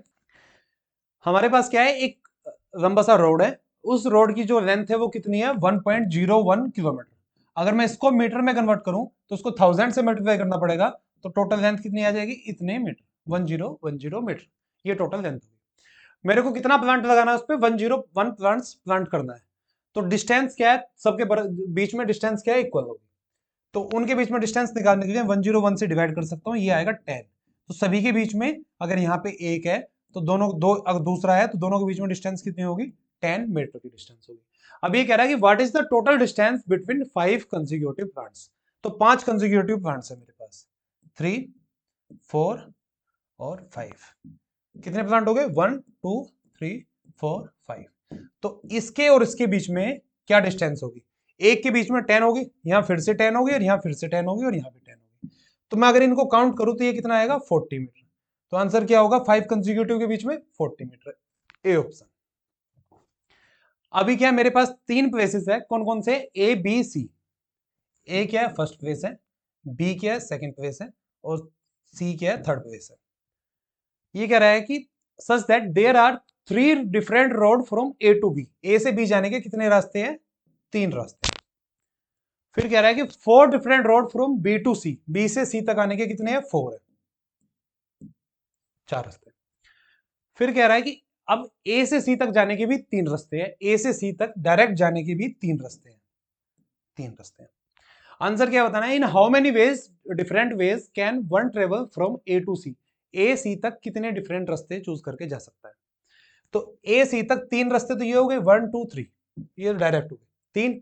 फिर क्या कर सकता है, यहां से गया यहाँ पे, इसको लिया, फिर इसको लिया, या इसको लिया, या इसको लिया, मतलब इसके साथ 4 ऑप्शन, 3 प्लस इसके साथ 4 ऑप्शन, फिर इसके साथ 4 ऑप्शन, फिर इसके साथ 4 ऑप्शन। ठीक है, या मैं ऐसे भी कर सकता हूँ, 3 इंटू 4। यहाँ पे 3 रास्ते थे, यहाँ पे 4 थे, 3 में से कोई सा भी एक देने का कितने तरीके होंगे, 3, और 4 में से कोई भी एक देने के कितने तरीके होंगे, 4। तो 3 इंटू 4, सिंपल परम्यूटेशन।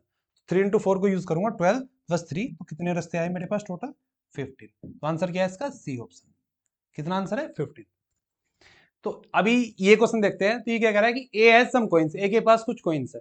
तो अगर मैंने मान लिया कि ए के पास कितने कॉइंस है, एक्स कॉइंस है, ठीक है। He gives half of the coins and 2 more to B. अब उसने बी के पास कितने हो गए, हाफ प्लस 2। फिर बी ने भी हाफ अपने प्लस 2 किसको दिए, सी को दिए। सी के पास कितने हो जाएंगे, x by 2 into 2 plus 2 by 2 plus 2, ठीक है, इसका हाफ प्लस 2। फिर सी ने डी को कितना दिया, हाफ प्लस 2, तो इसका पूरे का हाफ, तो इसका पूरे का हाफ कितना हो, x upon 8 plus 2 by 4 plus 2 by 2 plus 2। अब डी के पास कितने, इतने कॉइंस है। और ये कह रहा है कि जो डी के पास कॉइंस है वो स्मॉलेस्ट 2 डिजिट नंबर है। तो 2 डिजिट नंबर क्या है, अगर मैं 1 से स्टार्ट करूं, 1 2 3 9, फिर 10, फिर 11, तो सबसे छोटा 2 डिजिट नंबर कौन सा है, 10। तो जो डी के पास कॉइन है वो कितने हैं, 10 के बराबर है। ठीक है, तो यहां से मैं निकाल सकता हूं इस इक्वेशन से कि x अपॉन 8 प्लस कितना होगा, 1 बाई 2, प्लस यहां से है 1, प्लस कितना आएगा 2, तो ये किसके बराबर है, 10। तो ये इस साइड जाके माइनस हो जाएगा, ये कितना आएगा 7। तो यहां से निकाल सकता हूं x upon 8 equals to 7 minus 1 by 2। तो ये कितना है, x upon 8 equals to 13 upon 2। ये साइड आगे मल्टीप्लाई हो जाएगा, तो x कितना है, 52। अभी क्या पूछ रहा है, how many coins does A have in the beginning. A के पास स्टार्टिंग में कितने कॉइंस थे, तो कितने कॉइंस थे, x कॉइंस थे। तो x की वैल्यू कितनी है, 52। आंसर क्या है, डी ऑप्शन। अभी हमारे पास क्या एक सीरीज है, तो सीरीज का अगर मैं पैटर्न चेक करूं तो ये क्या पैटर्न होगा, सबसे पहले ए, फिर क्या है ए बी, फिर क्या होगा ए बी सी, फिर 4 digit A B C D, इस तरीके से जा रहा है। तो यहाँ पे कितना यूज हुआ, 1, फिर कितना हुआ 2, फिर 3, फिर 4, इस तरीके से लेटर्स यूज हो रहे हैं। अब इसने पूछा 100th प्लेस पे कौन सा लेटर होगा, 100वें नंबर पे कौन सा।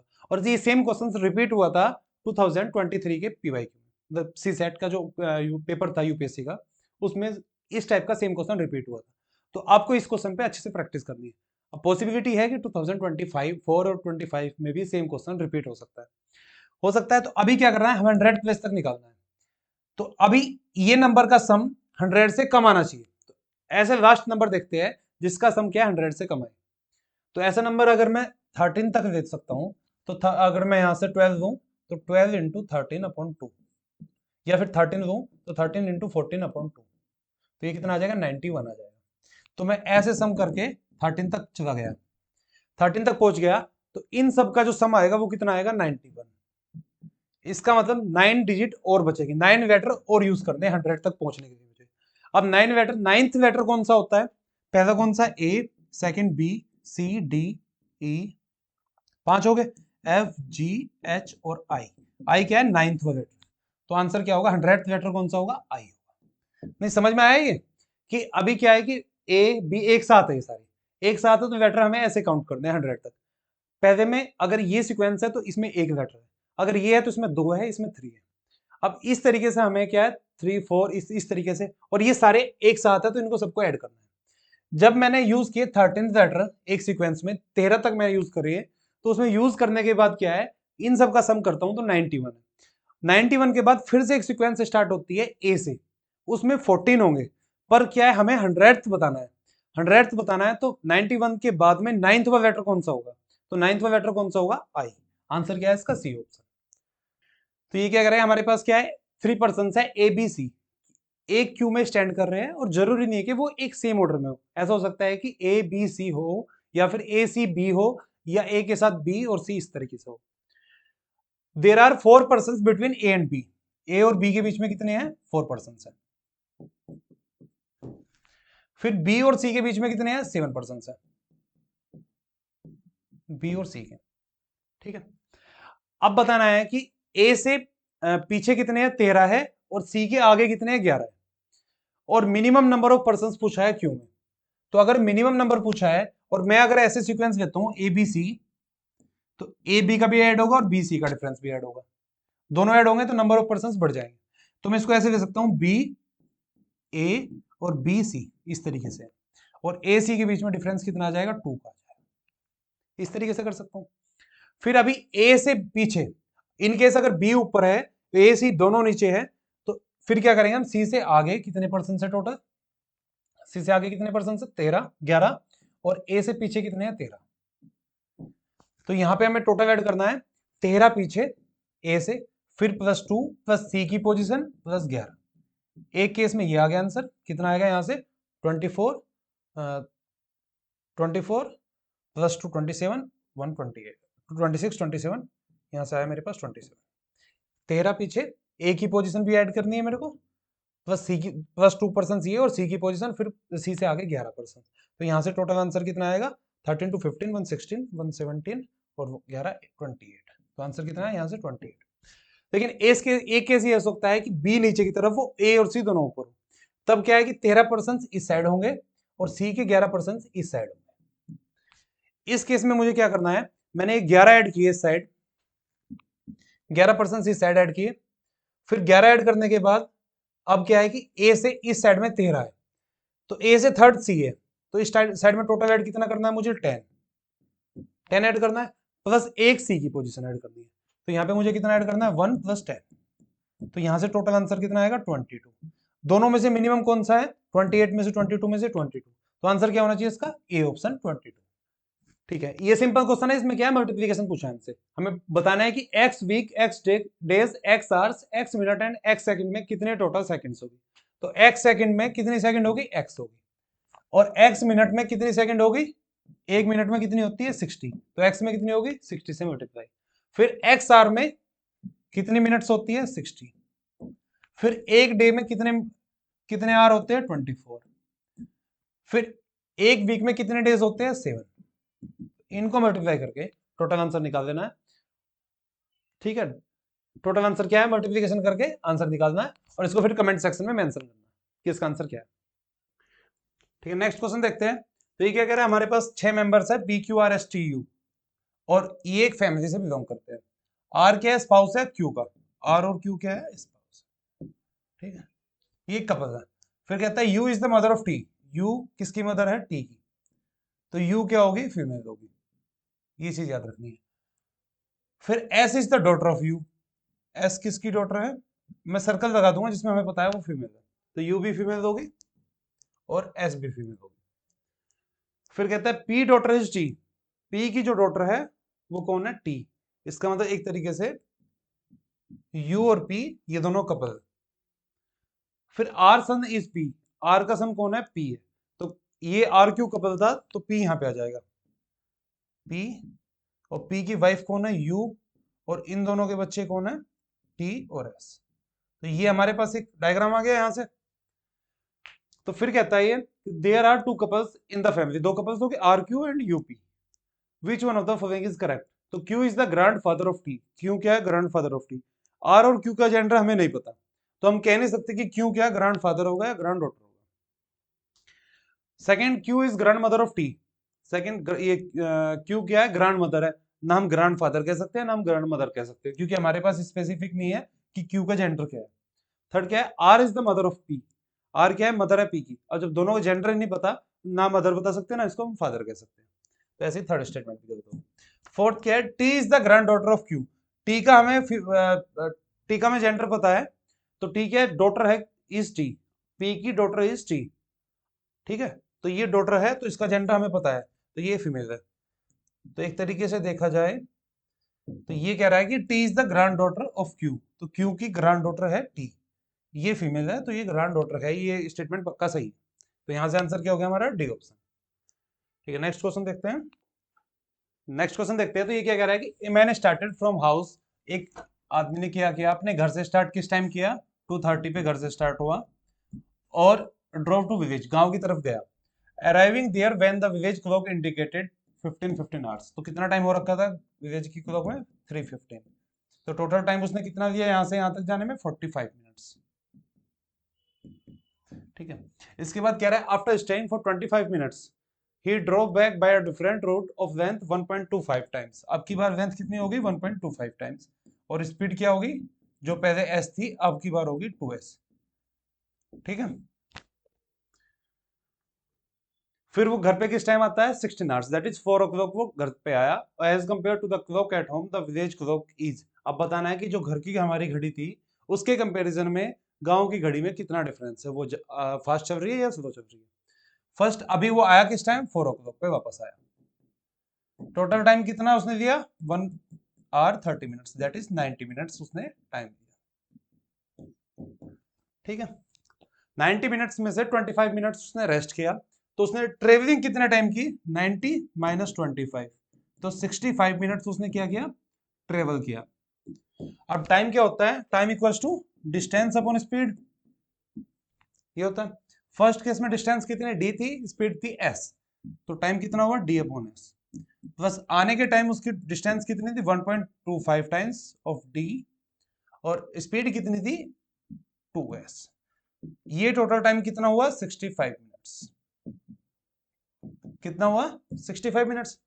डी बाई एस को मैं कॉमन ले सकता हूं, तो यहां से मेरे पास आ जाएगा 1/1 प्लस, इसको मैं 5/4 लिख सकता हूं, तो ये हो गया 5/8, क्योंकि 4 नीचे आएगा और 2 से मल्टीप्लाई हो जाएगा, इक्वल्स टू 65। यहाँ से डी अपॉन एस कितना आ जाएगा, डी अपॉन एस 8 + 5 13/8, तो यहाँ से आएगा ये 8/13 इंटू 65, 13 5 इक्वल्स टू 40। अब डी अपॉन एस क्या है, डी अपॉन एस क्या है, टाइम 1, उसे घर से गांव तक जाने का टाइम कितना था, डी अपॉन एस, तो वो कितना है, 40 मिनट्स। अब वो 40 मिनट्स में गया, लेकिन अगर वो वहां की क्लॉक से कंपेयर करेगा तो वो क्लॉक क्या शो कर रही है, 45 मिनट शो कर रही है, इसका मतलब वो 5 मिनट्स आगे है, 5 मिनट्स फास्ट चल रही है, तो आंसर क्या होगा इसका, डी ऑप्शन। फिर टाइम कितना दिखाना चाहिए था उसको, 40 ऐड करना है, किसमें 40 किसमें ऐड करना है, 14 30 आवर्स में, तो ये कितना टाइम आ जाएगा हमारे पास, 10 आवर्स आ जाएगा, ये टाइम आना चाहिए था, लेकिन वो दिखा कितना रही है, 15 इसका मतलब वो 5 मिनट आगे चल रही है, तो 5 मिनट फास्ट चल रही है, आंसर क्या है, डी ऑप्शन। ये नेक्स्ट क्वेश्चन देखते हैं। A person X wants to distribute some pens among 6 children, कौन कौन से, A B C D E F, suppose A gets twice the number of pens received by B, 3 times that of C, and 4 times that of D, and 5 times that of E, and 6 times that of F। ठीक है, ये उन्होंने pen दिए, तो एक हम क्या करते हैं, A के पास कितने पेन है, 6 times of F, 5 times of E, 4 times of D, और 3 times C, twice of B। ये स्टेटमेंट आ गई मेरे पास। Okay, what is the minimum number of pen X should buy so that the number of pen each one get is an even number. सभी ने जो pen लिए वो इवन नंबर हो। ठीक है, तो एक्स को कितने पेन खरीदने चाहिए, ये पूछ रहा है कि एक्स को कितने पेन खरीदने चाहिए अगर ये सब इवन नंबर। ठीक है, तो हमारे पास क्या है, ये सीक्वेंस बन रही है, सीक्वेंस बन रही है। अभी मैं इन सब नंबर का 6, 5, 4, 3, 2 का इन सब का एक एलसीएम लेता हूं। तो इन सब का एलसीएम कितना आएगा, 60 आएगा। 60 आएगा तो 60 से मैं इसको डिवाइड कर दूंगा। तो मैं कैसे लिख सकता हूं, a upon 60 f upon 10 e upon 12 d upon 4 से, मतलब 60 को से डिवाइड कर रहे हैं तो 4 से डिवाइड हो जाएगा। यहाँ पे 60 से डिवाइड किया तो 5 से 60 को डिवाइड करके 12 आ जाएगा। तो यहाँ पे 15 और c अपॉन 20 और b अपॉन 30।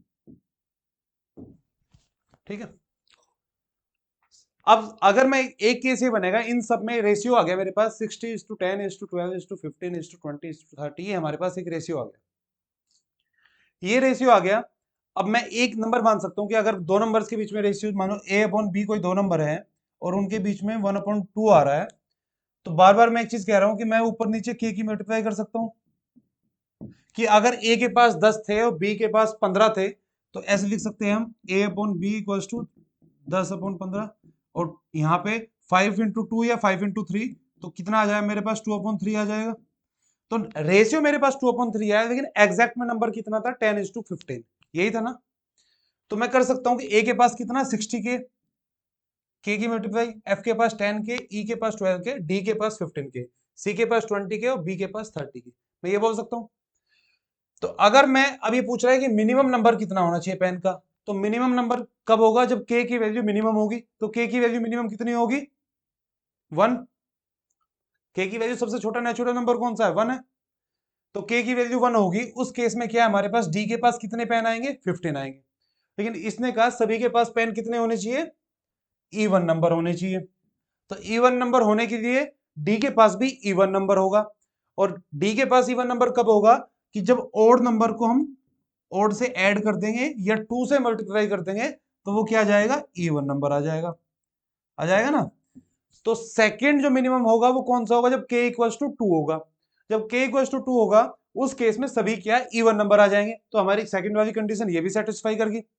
तो उस टाइम में a के पास कितने आएंगे, 120, f के पास 20, e के पास 24, d के पास 30, c के पास 40 और b के पास 60। ये हो गया। अब इन टोटल को काउंट करेंगे तो हमारे पास क्या आ जाएगा, मिनिमम नंबर ऑफ पेन्स आ जाएगा। तो काउंट करने के बाद 100, 30, 154, 74, 294, तो आंसर क्या आ गया इसका, 294 मिनिमम नंबर ऑफ पेन्स। तो आंसर कितना होना चाहिए, 294, सी ऑप्शन। ठीक है, नेक्स्ट क्वेश्चन देखते हैं। एबीसी क्या रिप्रेजेंट करते हैं, distinct non zero digit. ABC क्या, तीनों डिफरेंट है और नॉन जीरो है, मतलब जीरो इनमें किसी में भी एबीसी में यूज नहीं होगी। सपोज करना है x is the sum of all possible 3 digit number that is formed by ABC without repetition. तो एबीसी 3 नंबर है, हमें 3 डिजिट का नंबर बनाना है। तो पहले ऑप्शन पे मेरे पास कितनी चॉइस होगी, 3 होगी, यहाँ मैं एबीसी में से कोई सा भी यूज कर सकता हूँ। सेकंड प्लेस के लिए 2 चॉइस होगी और लास्ट प्लेस के लिए सिर्फ 1 चॉइस होगी।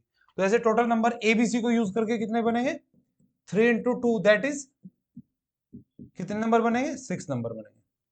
टोटल 6 नंबर बनेंगे एबीसी को यूज करके।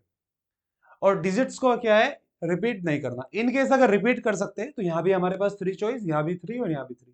उस केस में क्या है, 3 × 3 × 3 दैट इज 27। तब हमारे पास कितने नंबर बनेंगे, 27। फर्स्ट क्या है ये कह रहा है कि x क्या है, सम है ऑल पॉसिबल 3 डिजिट नंबर, मतलब ये जो 6 नंबर बन के आए इन सबका सम करना है, तो वो सम कितना आएगा, x के इक्वल आएगा। ठीक है, फिर कह रहा है कंसीडर द फॉलोइंग स्टेटमेंट। अभी हमारे पास फर्स्ट स्टेटमेंट क्या है कि 4 डिजिट का least value of x is 1332। 4 digit का कोई, अच्छा ये कह रहा है कि 4 डिजिट की जो लिस्ट वैल्यू आ सकती है वो क्या आ सकती है हमारी, 1332। सबसे छोटी वैल्यू क्या आ सकती है, 1332 ये आ सकती है। The 3 digit greatest value of x is, x की जो सबसे बड़ी 3 डिजिट की वैल्यू आ सकती है वो क्या आ सकती है, 8888। तो अब मेरे पास नंबर कौन सा बनेगा, पहले एबीसी एक नंबर आ गया, ये एक नंबर आ गया। इसको मैं कैसे लिख सकता हूं, 100A plus 10B plus C, ऐसे लिख सकता हूं मैं। फिर सेकंड केस में एक नंबर ये बना तो मैंने ऐसे लिखा। अब एक नंबर ऐसे भी बन सकता है ACB, उस केस में 100A plus 10C plus B, ऐसे लिख सकता हूं। अब क्या होगा, एक केस में B पहले आ जाएगा, एक केस में C पहले आ जाएगा, ये कंडीशन हो सकती है। तो यहां से अगर मैं मैच करूं तो 100B 100C 100C, और फिर इसी तरीके से 10A plus 10B 10C plus C plus B, और इस केस में 10B प्लस A और प्लस 10A प्लस B। अब इन सभी को ऐड कर देंगे 6 नंबर्स को। तो ऐड करने के बाद मेरे पास क्या आएगा, 100 कॉमन आ गया। 100 कॉमन आने के बाद इसमें क्या है, 2A plus 2B plus 2C, ये आ जाएगा 2A plus 2B plus 2C, ये आ गया। फिर क्या है, इसके बाद क्या होगा, फिर से ऐड करेंगे, इन सबको ऐड करेंगे तो मेरे पास आ गया 20 common A plus B plus C, और इसमें मैं लिख सकता हूँ 200A plus B plus C। Last वाले केस में क्या आ गया, 2 बाहर आ गया, A plus B plus C। अभी क्या है, A B C को मैं कॉमन लेके बाहर निकाल दूंगा, तो जब ये बाहर आ जाएगा तो मेरे पास क्या आएगा, A plus B plus C, यहां से आ गया पहले फर्स्ट केस में 200 प्लस 20 प्लस 2, तो ये कितना आ जाएगा, A plus B plus C, और ये कितनी वैल्यू हो जाएगी, 222, ये आ गया। अब जब ये आ गया मेरे पास, और कोई भी नंबर अगर इनका सम कितना है 1332 है, तो कहीं ना कहीं 1332 को इससे डिवाइड होना चाहिए, इससे डिवाइड होना चाहिए ना। इसमें मुझे मल्टीप्लाई करनी है A plus B plus C की, A plus B plus C, ABC कुछ भी नंबर हो सकता है, 1 से 9 तक कोई भी नंबर हो सकता है। तो फर्स्ट केस में अगर ABC का मैक्सिमम सम मिनिमम सम जो 3 डिजिट, इसको 3 डिजिट को 4 में कन्वर्ट कर देगा, अगर इसका सम कितना 5 आ रहा है, 5 आ रहा है, उस केस में अगर मैं 5 की इससे मल्टीप्लाई करूंगा तो मेरे पास क्या आएगा, 520 521 और 521, तो मेरे पास आना चाहिए 1110। A plus B plus C का सम कितना 5, तो A plus B plus C का सम 5 हो सकता है, इनका सम 5 हो सकता है। किस केस में हो सकता है, अगर A की वैल्यू 1 है, B की वैल्यू 2 है, A की वैल्यू 1 है, B प्लस C कितना होना चाहिए, 4 होना चाहिए, 4 होना चाहिए। तो B प्लस C 4 होना चाहिए, और 4 कब हो सकता है, 1 और 3 और 2 और 2, पर इन दोनों केसेस में क्या है, डिजिट्स क्या है, रिपीट कर रही है। तो इसका मतलब है A plus B plus C का सम ABC तीनों डिस्टिंक्ट इंटीजर या तीनों डिस्टिंक्ट डिजिट होके ये नहीं आ सकता। तो इसका मतलब इससे बड़ी कोई डिजिट होगी, तो इससे बड़ी कौन सी होगी, जब A plus B plus C का सम कितना हो, 6 के बराबर हो। कितना हो, A plus B plus C कितना हो, 6 के बराबर हो। तो ये कब हो सकता है, जब A की वैल्यू 1 हो, B की वैल्यू 2 हो, C की वैल्यू 3 हो, या फिर वाइस वर्सा, इन तीनों को अरेंज कर सकते हैं। तो उस केस में A plus B plus C का कितना आ गया, 6 आ गया, और 6 की अब किससे मल्टीप्लाई करनी है, 222, तो इससे मल्टीप्लाई करने के बाद क्या आएगा मेरे पास, 1332। तो लिस्ट 4 डिजिट का नंबर कौन सा होगा, 1332। x की सबसे छोटी वैल्यू क्या आएगी, 1332। अभी बताना है कि 3 डिजिट का ग्रेटेस्ट नंबर कौन सा होगा। तो अगर मैं 5 से मल्टीप्लाई कर रहा था तो हमारे पास क्या 4 डिजिट नंबर आता, तो 5 से छोटी कौन सी वैल्यू होगी, 4। अब 4 से मल्टीप्लाई करूंगा तो क्या आएगा, 8888, यही आएगी ना। अब उस केस में A plus B plus C की वैल्यू कितनी होनी चाहिए, 4 के बराबर होनी चाहिए। A plus B plus C की वैल्यू कितनी, 4 के बराबर। तो क्या ये 4 के बराबर हो सकती है, इनकेस A अगर 1 है, B प्लस C कितना होगा 3, और B प्लस C 3 कब हो सकता है, 1 और 2 2 1, तो दोनों केस में डिजिट रिपीट कर रही है, इसका मतलब नहीं होगा। सेकंड, एक चीज मान सकते हैं, जब A की वैल्यू 2 है, B प्लस C 2 है, और B प्लस C 2 कब होगा, जब B और C दोनों 1 1 होगा, क्योंकि ये नॉन जीरो है, नॉन जीरो है, ये भी चीज याद रखनी है। तो ये केस भी पॉसिबल नहीं है। थर्ड केस है, जब A की वैल्यू 3 हो, B प्लस C की वैल्यू 1 नहीं हो सकती, वाइस वर्सा। तो सेकंड स्टेटमेंट 3 डिजिट का जो वैल्यू है, x विस्ट है 888, उसके लिए a प्लस बी प्लस सी का सम कितना होना चाहिए था, 4 होना चाहिए था, और वो पॉसिबिलिटी हमारे पास नहीं है क्योंकि a प्लस बी प्लस सी का सम 4 नहीं हो सकता। तो सेकंड स्टेटमेंट क्या होगी, गलत। एक बार क्या मैं आपको फिर से एक बार बताऊंगा कि सबसे छोटी वैल्यू 4 डिजिट की सबसे छोटी वैल्यू ये आएगी x की। तो ये हम देखते हैं, कि सबसे छोटी वैल्यू 4 डिजिट की कौन सी होगी। अब ये a plus B plus C into 2 इसे मल्टीप्लाई करके हमें क्या x की वैल्यू आ रही थी। अब x की वैल्यू आ रही है और ये इस नंबर में मल्टीप्लाई करना है। इस नंबर में सबसे छोटी वो वैल्यू बताओ जिसे मल्टीप्लाई करने से ये 4 डिजिट हो जाए। तो अगर मैं इसमें 5 से मल्टीप्लाई करूंगा तो 5 से मल्टीप्लाई करने के बाद ये 4 डिजिट नंबर आ रहा है। तो कौन सा 4 डिजिट आ रहा है, ये नंबर आ रहा है 1110। ठीक है, 1110 आ रहा है। उस केस में क्या हो रहा है, जब 1110 आ रहा है, a प्लस बी प्लस सी का सम कितना होना चाहिए, 5 के बराबर होना चाहिए। लेकिन ये पॉसिबिलिटी हमारे पास नहीं थी। एक केस में अगर a 1 है तो b प्लस सी को कितना 4 होना चाहिए, और 4 कब हो सकता है, या तो 1 3 हो, या 2 2 हो, या फिर 3 1 हो।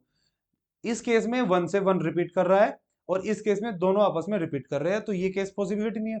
सेकंड, अगर a की वैल्यू कितनी है, 2 है, तो b प्लस सी को 3 होना चाहिए, और वो कब पॉसिबल है, जब 1 और 2 या 2 1 फिर से रिपीट कर रहा है।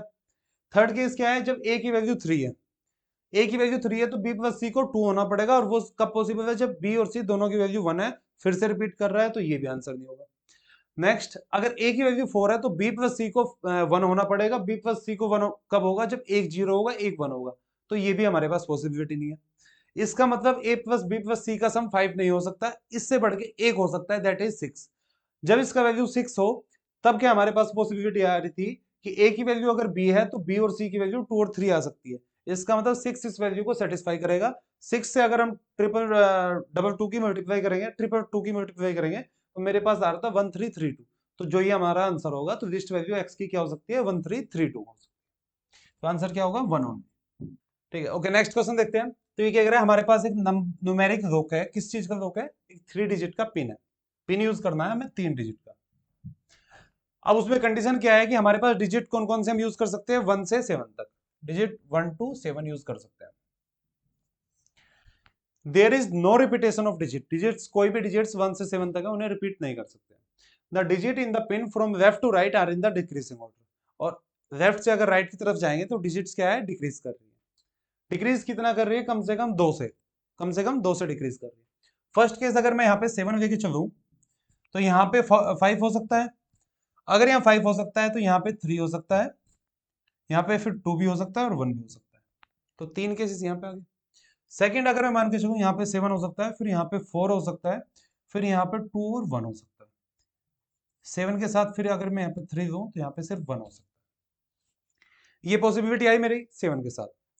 कितने नंबर आए, 3 2 1, तो 6 नंबर यहाँ पे पॉसिबिलिटी आ गई। सेकंड केस, अगर मैं फर्स्ट प्लेस पे 6 यूज करता हूं तो सेकंड प्लेस पे मुझे सिर्फ 4 यूज करना पड़ेगा, और यहाँ पे मैं 2 और 1 दो नंबर यूज कर सकता हूँ। फिर अगर मैं 6 यूज किया और यहाँ पे मैंने 3 किया तो सिर्फ मैं यहाँ पे 1 यूज करूंगा। फिर यहाँ पे अगर मैं, यहाँ पे मेरे पास 3 पॉसिबिलिटी आई। कितना आया, 3 पॉसिबिलिटी आई। इसके बाद केस होगा कि अगर मैं 5 यूज करूं तो यहाँ पे 3 और यहाँ पे 1, सिर्फ एक केस बन के आएगा। ठीक है, इसके बाद में अगर मैं यहाँ पे 4 यूज कर रहा हूं तो यहाँ पे 2 और यहाँ पे 0, और 0 पॉसिबल नहीं है। तो टोटल कितने केसेस मेरे पास आए, 6 + 3 + 1, दैट इज 10। तो आंसर क्या है इसका, सी ऑप्शन 10। भाई यही तो 10 केसेस बन रहे थे हमने देखे यहाँ पे। आसान क्वेश्चन है, सिंपल सिंपल परम्यूटेशन यूज हुई है, ऐसे कर सकते हैं इसको। नेक्स्ट देखते हैं। अभी ये क्वेश्चन क्या कह रहा है कि हमारे पास 8 इक्वी डिस्टेंस पॉइंट्स है, किस पे, सर्कल पे। एक सर्कल हो गया, उस पे 8 पॉइंट्स है जो इक्वल डिस्टेंस पे है, ऐसे।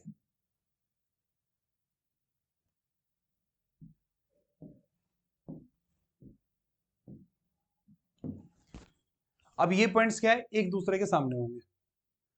अगर सर्कल पूरा 360 डिग्री एंगल बनाता है, तो अगर मैं इनको 8 से डिवाइड करूं तो मेरे पास क्या आएगा, 45 डिग्री एंगल आएगा। 45 डिग्री एंगल किसमें, किसी भी दो पॉइंट्स के बीच में, और 3 पॉइंट्स के बीच में कितना, 90 डिग्री। 3 पॉइंट्स के बीच में 90 डिग्री। तो मैं कह सकता हूं ये पॉइंट्स क्या है, डायमीटर पे लाई करेंगे, अपोजिट वाले जो पॉइंट्स हैं डायमीटर पे लाई करेंगे। क्यों, क्योंकि डायमीटर पे एंगल कितना होता है, 180 डिग्री। अगर इन दोनों के बीच में कितना 90 डिग्री है और इन दोनों के बीच में 90 है, तो इन ये जो लाइन होगी ये डायमीटर से पास करेगी, ये मैं कह सकता हूँ। फिर ये लाइन भी डायमीटर से पास करेगी और ये लाइन भी डायमीटर से पास करेगी। सारी क्या है, सेंटर से पास कर रही है। ठीक है, तो मेरे पास कितने डायमीटर बन रहे हैं ऐसे, कितने डायमीटर बने इन 8 पॉइंट्स को यूज करके? 1 2 3 4, ऐसे कितने डायमीटर बने? 4 डायमीटर।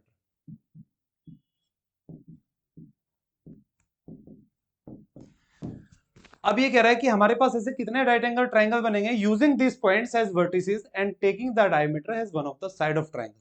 अभी मैंने एक साइड को डायमीटर, अगर मैं एक साइड को डायमीटर दे देता हूं, अब क्या है, एक रूल ये होता है कि मान लो ये सर्कल है और ये कोई डायमीटर से पास कर रही है लाइन, ये क्या है, डायमीटर है, ये रेडियस सेंटर से पास कर रही है, जो लाइन सेंटर से पास करेगी वो डायमीटर होती है। अब इस लाइन से अगर मैं कोई भी राइट एंगल मतलब कोई भी मैं ट्राइंगल बनाता हूं किसी भी पॉइंट पे, मान लो ये ट्राइंगल बनाया मैंने, तो ये जो एंगल होगा ये 90 डिग्री होगा, ये याद रखना। कोई भी पॉइंट हो सकता है, मानो इवन यहां भी अगर मैं पॉइंट दिया मैंने, ये भी अगर ट्राइंगल बनाया तो ये भी 90 डिग्री होगा। ठीक है, तो अगर मेरे पास ये एक डायमीटर है, एक डायमीटर मैंने दिया, इसके अलावा मैं कितने पॉइंट चूज कर सकता हूं? एक तो ये, फिर एक ये पॉइंट, मतलब एक तरीके से ये वाला एंगल बन सकता है और एक ये बन सकता है, और तीनों ऊपर तीन नीचे, मतलब किसी भी डायमीटर पे 6 ट्रायंगल बन सकते हैं। एक एक डायमीटर पे कितने? 6 ट्रायंगल बन सकते हैं। ऐसे डायमीटर हमारे पास कितने थे? 4, तो एक पे 6, तो 4 पे कितने? 24 राइट एंगल ट्रायंगल बन सकते हैं इस सर्कल में इन 8 पॉइंट्स को यूज करके। तो आंसर क्या होगा इसका? 24 ए ऑप्शन। ठीक है, नेक्स्ट क्वेश्चन देखते हैं। नेक्स्ट क्वेश्चन देखते हैं। तो ये क्या कह रहा है, हमारे पास 12 मैन है, 12 वुमेन है, और ये क्या है, एक काम को कितने दिन में करते हैं? 30 डेज में। कितने? 12 मैन, 12 वुमेन और 24 मैन। कितने दिन में किया? 30 डेज में किया। सेकंड है, अब बताना है कि हमें 12 मैन और 24 वुमेन ये कितने दिन में काम करेंगे। अब यहां से हमारे पास 3 केसेस बनेंगे। पहला केस ये कि जब मैन ज्यादा एफिशिएंट हो गए वुमेन से, उस केस में इसको हम सोल्व नहीं कर सकते, क्योंकि हमारे पास एफिशिएंसी नहीं पता ना कि मैन की एफिशिएंसी कितनी ज्यादा है, कितनी ज्यादा है। सेकंड केस, जब मैन और वुमेन दोनों सेम कंडीशन से काम करेंगे, सेम एफिशिएंट से काम करेंगे, तब इसका आंसर क्या होगा? एफिशिएंट दोनों सेम है, तो यहाँ मैन या वुमेन लिखने से कोई डिफरेंस नहीं क्रिएट होगा। तो 12 + 24 36 पर्सन इन 30 डेज, और यहाँ पे भी फिर 12 + 24 दैट इज 36 पर्सन, तो ये फिर से 30 डेज। ठीक है, सेकंड केस में आंसर 30 आएगा। थर्ड केस ये है कि जब मैन लेस एफिशिएंट है then women, women more efficient है, फिर से हमें नहीं पता कि वुमेन कितनी ज्यादा एफिशिएंट है, तो थर्ड केस में भी इसका आंसर नहीं निकाल सकते। तो डाटा क्या होगा? It is inadequate to draw any conclusion, तो आंसर नहीं। ठीक है, नेक्स्ट क्वेश्चन देखते हैं। तो ये कह रहा है कि what is the remainder when this numbers they are multiplied, और इनको किससे डिवाइड किया? 1261 से डिवाइड किया। मानो मेरे पास कोई भी नंबर था, ऐसे कोई भी नंबर है और मैं इसे डिवाइड कर रहा हूँ 13 से, तो रिमाइंडर बताना है। इन केस अगर ये पूरा का पूरा डिवाइड करते हैं ऊपर किसी भी एक नंबर को, तो ये पूरा का पूरा सारे नंबर को डिवाइड कर रहा है, तो पूरा का पूरा सारे नंबर को डिवाइड कर रहा है, तो उस केस में हमारे पास क्या रिमाइंडर कितना आएगा? 0 आएगा। तो इस केस में देखते हैं, अगर 91 इंटू 92 इंटू 93, इस तरीके से कहां तक मल्टीप्लीकेशन हो रही है? 99 तक हो रही है। फिर ये क्या है? 1261, और 1261 के मैं फैक्टर निकाल सकता हूँ। तो फैक्टर कैसे? अगर मैं इसको, मैं इसको 13 से मल्टीप्लाई डिवाइड करूं, तो 13 इंटू 9 और फिर 9 इंटू 7, तो मेरे पास आ रहा है 13 इंटू 97। तो मेरे पास यहाँ 97 एक नंबर है, तो 97 से अगर मैं इसको ऐसे डिवाइड करूं, तो यहाँ है मेरे पास 13, और 13 से फिर ये 7 ये कट जाएगा। तो कहीं ना कहीं 1261 कंप्लीट डिवाइड कर रहा है इसको। जब इसको कंप्लीट डिवाइड कर रहा है तो रिमाइंडर कितना होना चाहिए? 0। तो D option is the correct answer. ठीक है, नेक्स्ट क्वेश्चन देखते हैं। तो ये क्या कह रहा है कि हमारे पास एक रेक्टेंगुलर सीट है, सीट की डायमेंशन क्या है? लेंथ कितनी है उसकी? 20 सेंटीमीटर, और ब्रेड्थ कितनी है? 8 सेंटीमीटर। यहाँ से 8 सेंटीमीटर और यहाँ से 20 सेंटीमीटर। ये हमारे पास एक रेक्टेंगुलर सीट थी। तो ये पूछ रहा है कि it is possible to cut the sheet exactly into 4 square sheet. तो क्या इसको पॉसिबल होगा कि हम 4 सीट्स में डिवाइड करें, 4 स्क्वायर सीट्स में इसको डिवाइड करें? जो 4 स्क्वायर की जो सीट्स होगी उनका, उनके एरिया के बारे में इसने कोई बात नहीं की। तो मैं अगर एक केस मान के चलूं कि यहाँ पे 8 इसकी 8 ब्रेड थी, 8 की अगर मैं एक स्क्वायर शीट मान लूं, एक साइड 8 आ गई तो दूसरी भी 8 होगी, दूसरी भी 8 होगी। फिर इस तरीके से 8/8 की एक स्क्वायर शीट आ गई। सेकंड 8/8 की एक है तो 8/8 की सेकंड भी हो सकती है। अब यहां तक इसने 16 सेंटीमीटर तक कवर किया है और मेरे पास कितनी, 2 स्क्वायर शीट ऑलरेडी आ चुकी है, आ चुकी है। फिर अब मेरे पास ये डिस्टेंस 4 बची और ये 8 है, ये 8 है और ये 4 है।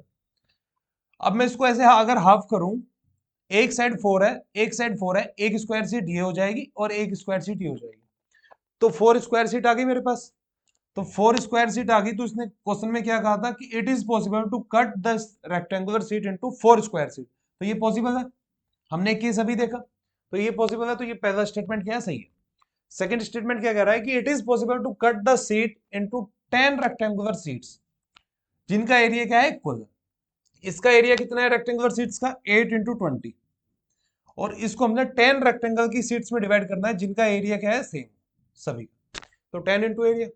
तो इससे मैं कर सकता हूं, एरिया क्या आएगा रेक्टेंगल का, जो ट्राइंगल का, वो कितना आएगा, 16। तो किसी भी ट्राइंगल का एरिया 16 पॉसिबल है, एक का 16 पॉसिबल है, तो ऐसे ही 10 ट्राइंगल बना सकते हैं हम। और जो ऐसे 10 ट्राइंगल बनाएंगे 16 एरिया के, 16 स्क्वायर सेंटीमीटर स्क्वायर के, तो उनका एरिया किसके बराबर आएगा, रेक्टेंगुलर शीट के एरिया के बराबर।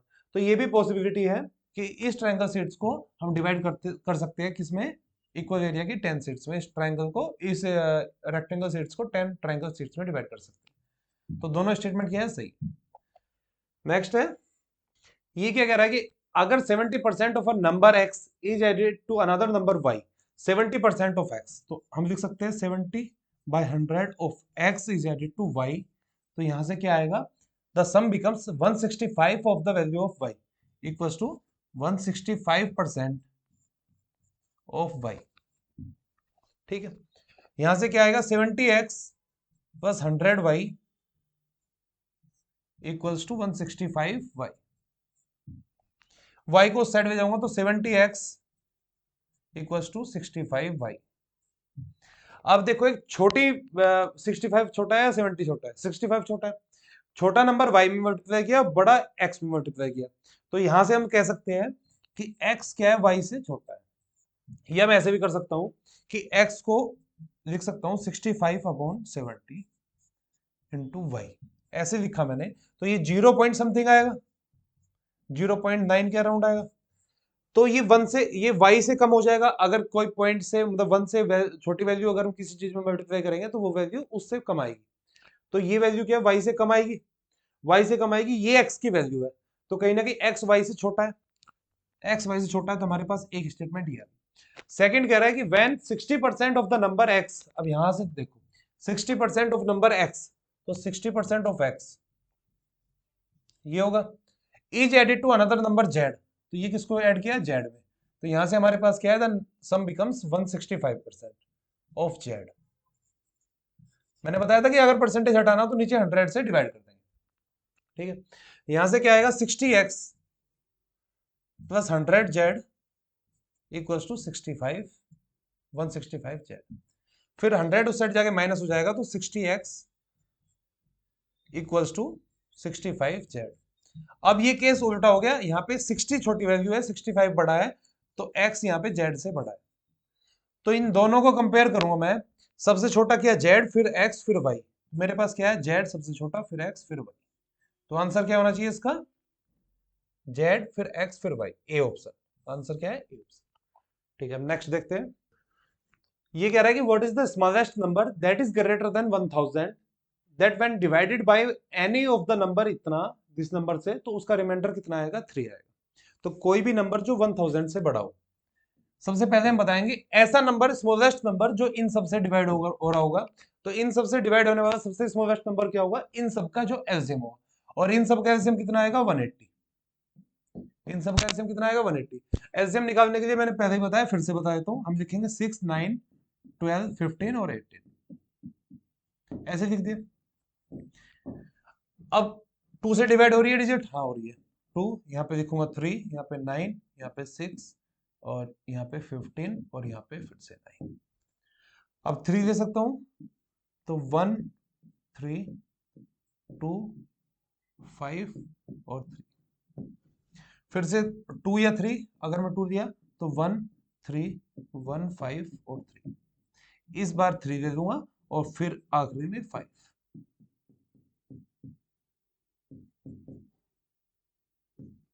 इस बार 5 देंगे तो सभी में 1 1 आ जाएगा, तो हम आखिरी में यहाँ 1 1 लेके आना है। तो ऐसे हम क्या होता है, इन सब का मल्टीप्लीकेशन होता है। तो इन सब का मल्टीप्लीकेशन 5 3 15, 15 2 30, 33 90, 92 180। तो ऐसे हम क्या आ गया 180। तो 180 is the smallest number that is divided bye all this number. अब ऐसा सबसे छोटा नंबर जो 1000 से बड़ा हो लेकिन 180 का ही मल्टीपल हो, क्योंकि वही तो सबसे डिवाइड होगा।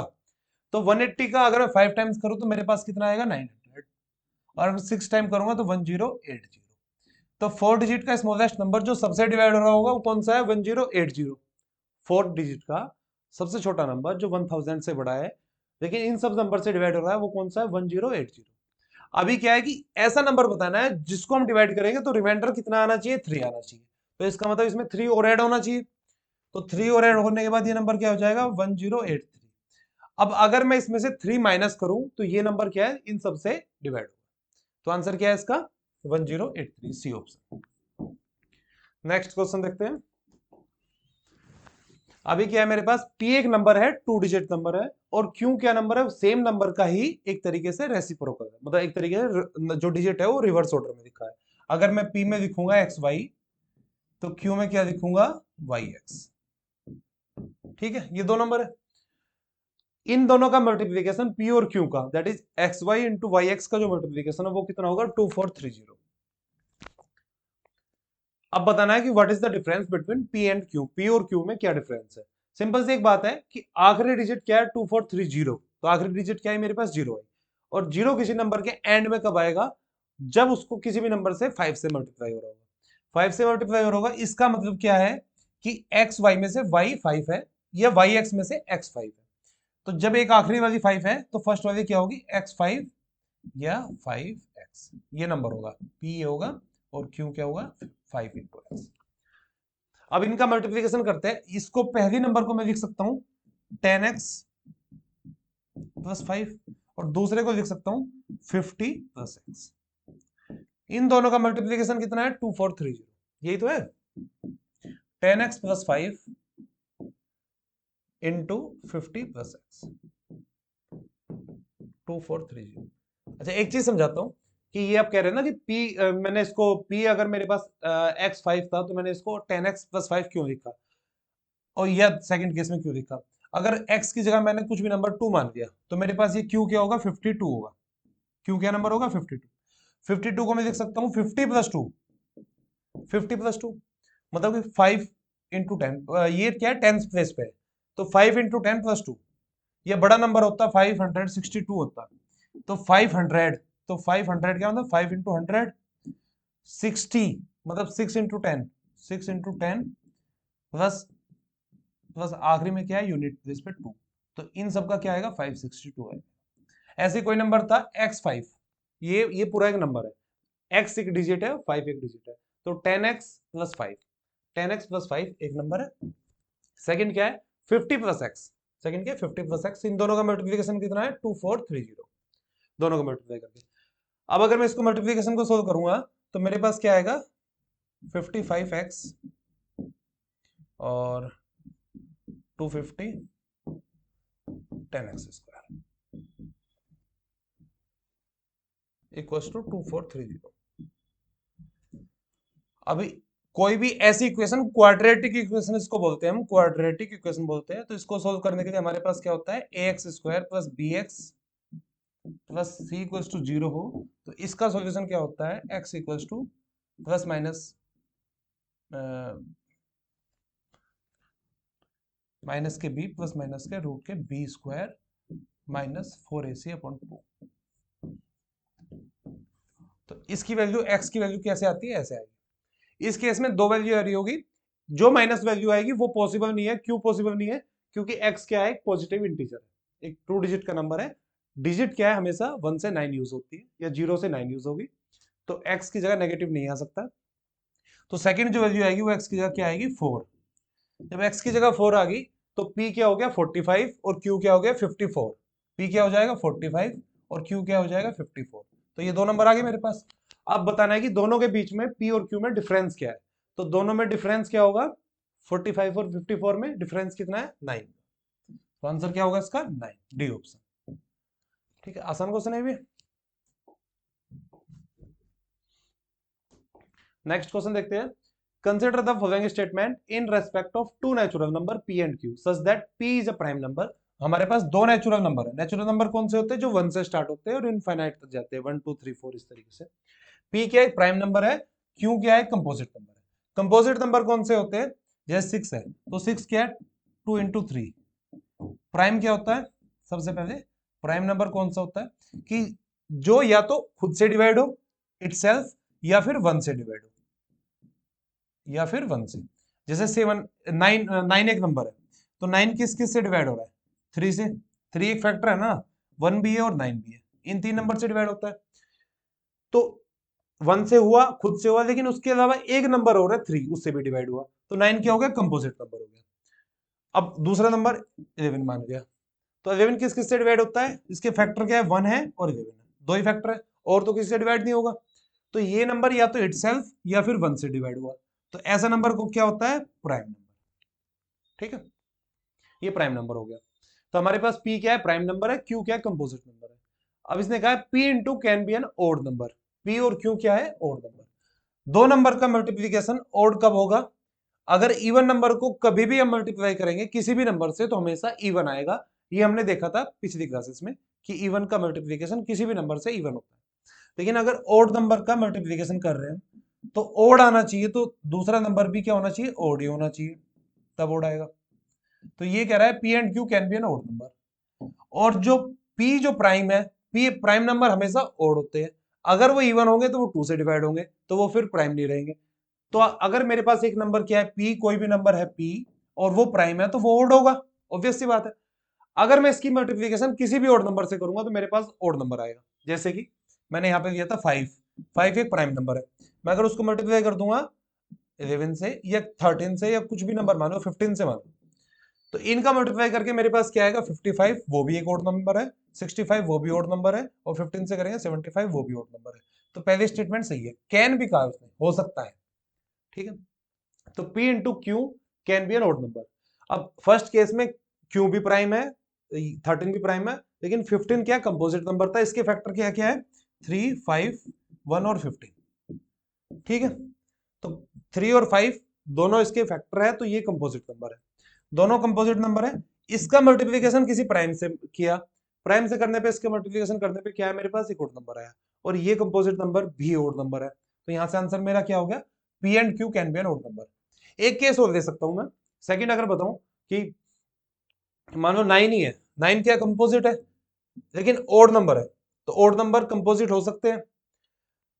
कैसे हो सकते हैं, कि उनके फैक्टर जो है वो ही ओड नंबर हो। तो 9 को इससे मल्टीप्लाई करूंगा 45 आएगा, वो भी ओड नंबर है, तो फर्स्ट स्टेटमेंट क्या है, सही। सेकंड कह रहा है Q upon P can be a prime number.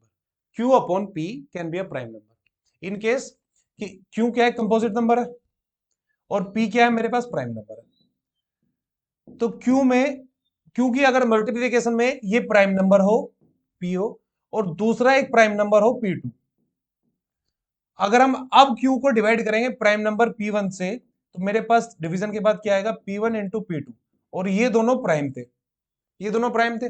अब जैसे दो प्राइम नंबर 7 हो गया एक प्राइम नंबर, और 5 हो गया एक प्राइम नंबर, तो इन दोनों प्राइम को अगर मैं मल्टीप्लीकेशन करूंगा 35, तो 35 एक कंपोजिट नंबर है, क्योंकि इसके फैक्टर क्या क्या है, 1 है, 7 है, 5 है, 35 है, ये सब इसके फैक्टर है। तो ये 35 क्या कंपोजिट नंबर। अब मैं 35 को डिवाइड करूंगा किससे, 7 से डिवाइड करूंगा। 7 क्या है, prime number, that is P। तो P1 से डिवाइड करूंगा तो P1 से P1 कट जाएगा, मेरे पास P2 आ जाएगा, मतलब दूसरा जो प्राइम नंबर है वो आ जाएगा। तो ये कह रहा है कि Q upon P can be a prime number, तो ये प्राइम नंबर हो सकता है। सेकंड स्टेटमेंट भी सही है। थर्ड क्या है, P plus Q can be a prime number. क्या कहा इसने, P plus Q can be a prime number. अभी देख सकता है अगर हम कि P मेरे पास 5 है, और 5 में अगर मैं 6 ऐड कर दूं, 6 क्या है, कंपोजिट है, क्योंकि उसके फैक्टर क्या है, 2 और 3 है। तो 5 में अगर मैं 6 ऐड करूं तो मेरे पास कितना है, 11। 11 क्या है, प्राइम नंबर है। 11 क्या है, प्राइम नंबर, क्योंकि इसके फैक्टर क्या है, 1 और 11 दो ही है। यहाँ पे भी देखा था हमने, 11 की बात की थी हमने, यहाँ पे बात की थी। तो ये भी पॉसिबल कंडीशन है, तीनों उसमें कंडीशन क्या पॉसिबल हो सकती है, तो आंसर क्या है इसका 1 2 3। नेक्स्ट क्वेश्चन देखते हैं। अच्छा ये सेम क्वेश्चन मैंने 2 3 बार मैं करा चुका, तो इसमें क्या है कि मिनट वाली जो हमारी मिनट वाली जो हैंड सुई होगी वो 60 मिनट्स में 360 डिग्री कवर करती है। तो 1 मिनट में कितना कवर करेगी, 360/60, मतलब 6 डिग्री। और जो आर एंड वाली होगी वो 1 घंटे में कितना करती है भाई, 360/12 × 60 मिनट्स,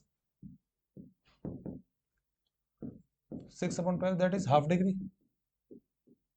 क्यों 12 से क्यों डिवाइड किया, क्योंकि वो क्या 12 घंटे में पूरा एक सर्कल देती है 360 का, और 12 घंटे में 1 घंटे में कितने मिनट्स होती है, 60 मिनट्स होती है।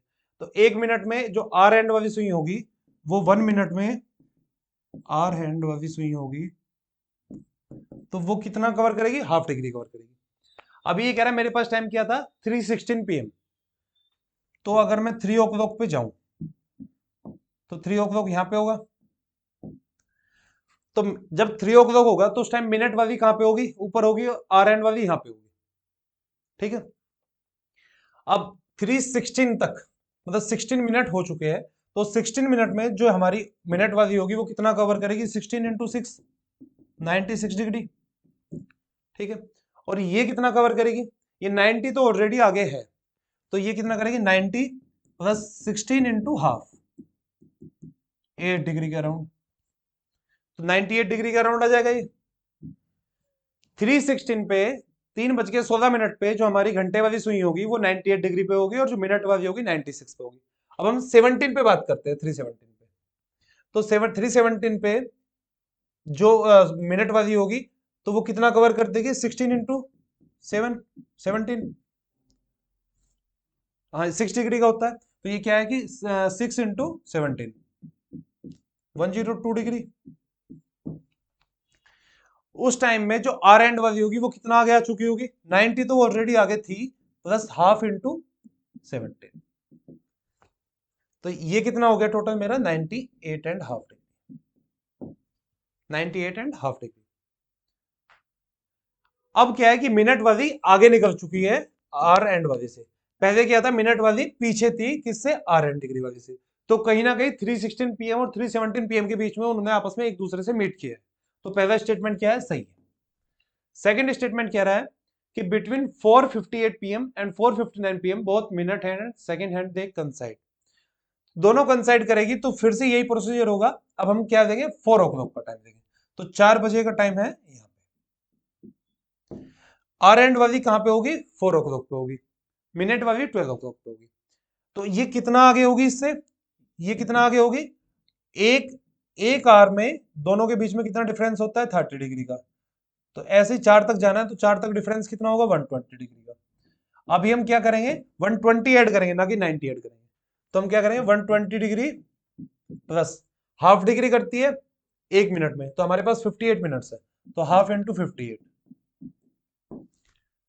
और जो मिनट वाली होगी वो 58, डायरेक्ट हम यहां से स्टार्ट किया उसने, तो उसको 58 × 1 मिनट में 6 डिग्री करती है। इस तरीके से कंपेयर करेंगे तो दोनों केसेस देखेंगे कि एक में मिनट वाली, इस केस में मिनट वाली पीछे है, अगले केस में मिनट वाली आगे निकल जाएगी, तो कहीं ना कहीं बीच में एक दूसरे से मीट किया है। तो सेकंड स्टेटमेंट ये भी सही है, आंसर क्या होगा, बोथ 1 and 2। नेक्स्ट क्वेश्चन, हमारे पास क्या है, दो कंटेनर है एक्स और वाई। अभी क्या फर्स्ट केस में एक्स और वाई दोनों में क्या 100 ml की क्वांटिटी है, एक्स में क्या है मिल्क है, और वाई में क्या है वाटर, इसमें क्या है वाटर। अब हमने 20 ml मिल्क फ्रॉम एक्स, इससे 20 ml इसमें ट्रांसफर किया है, तो इसमें कितना हो गया 80 ml अभी क्या है मिल्क है, और इसमें जब 20 गया तो इसमें कितना 120 ml हो गया टोटल क्वांटिटी। मिल्क का रेशियो क्या होगा, 20/120, दैट इज 1/6 मिल्क है, और 5/6 क्या है वाटर। अगर मैं 1 ml दूंगा तो 1 ml देने में मुझे 1/6 मिल्क मिलेगा, और 5/6 कितना मिलेगा, वाटर मिलेगा। अब ये कह रहा है कि हमने 20 ml वाई से ट्रांसफर किया है एक्स में, वाई से किस में ट्रांसफर किया है, एक्स में, कितना ml 20 ml, ठीक है, एक्स में बैक ट्रांसफर किया। तो 1 ml में 1/6 मिल्क था, तो 20 ml में कितना मिल्क होगा, 20/6, कितना होगा 20/6। वाटर कितना होगा 100/6। ये किस में ट्रांसफर किया है, एक्स में ट्रांसफर किया है। तो अब टोटल मिल्क मेरे पास कितना हो गया 80 + 20/6। और तो अभी अगर हमारे पास 20 ml हमने किस में ट्रांसफर किया है, एक्स में ट्रांसफर किया है, तो जो 20 ml हमने ट्रांसफर किया है उसमें मिल्क कितना होगा 20/6 और वाटर कितना होगा 100/6। ठीक है। अब इसने पूछा है कि m क्या है, मिल्क का प्रोपोर्शन है किसमें, एक्स में। तो एक्स में मिल्क पहले कितना था 80, ठीक है। अब कितना ऐड किया 20/6, तो टोटल जो क्वांटिटी मिल्क की वो कितनी होगी 500/6। 6 को इसमें मल्टीप्लाई करेंगे, 6 दोनों साइड नीचे कॉमन आ जाएगा, तो ये होगा 500/6। ये वैल्यू किसकी होगी, m की। अब क्या है कि n क्या है, y में वाटर की क्वांटिटी। y में वाटर कितना था 100 ml था, कितना इस साइड ट्रांसफर कर दिया -100/6, तो ये कितना आ जाएगा 500/6। ये किसकी वैल्यू आ गई, n की बराबर आ गई। तो m और n दोनों को देख के क्या लग रहा है, m और n दोनों बराबर है। m और n क्या है, दोनों बराबर है। तो m और n बराबर है, तो a option that is m = n। Answer क्या होगा हमारा, a ऑप्शन होगा, m = n। नेक्स्ट देखते हैं। हमारे पास एक पाई चार्ट है, उसमें एक्सपेंडिचर गिवन है 5 डिफरेंट आइटम्स का। कौन कौन से 5 डिफरेंट आइटम्स है, A B C D and E, किसी भी हाउस होल्ड के 5 आइटम्स। बी सी डी इनका जो डिग्री गिवन है वो कितनी है, 90 डिग्री, 50, 45 एंड 75 डिग्री। अभी क्या है कि अगर मेरे पास एक सर्कल है, ये कितने डिग्री का होता है, पूरा का पूरा 360 डिग्री का होता है। बी सी डी ई की वैल्यू गिवन है 75 डिग्री, 45, 50 एंड 90।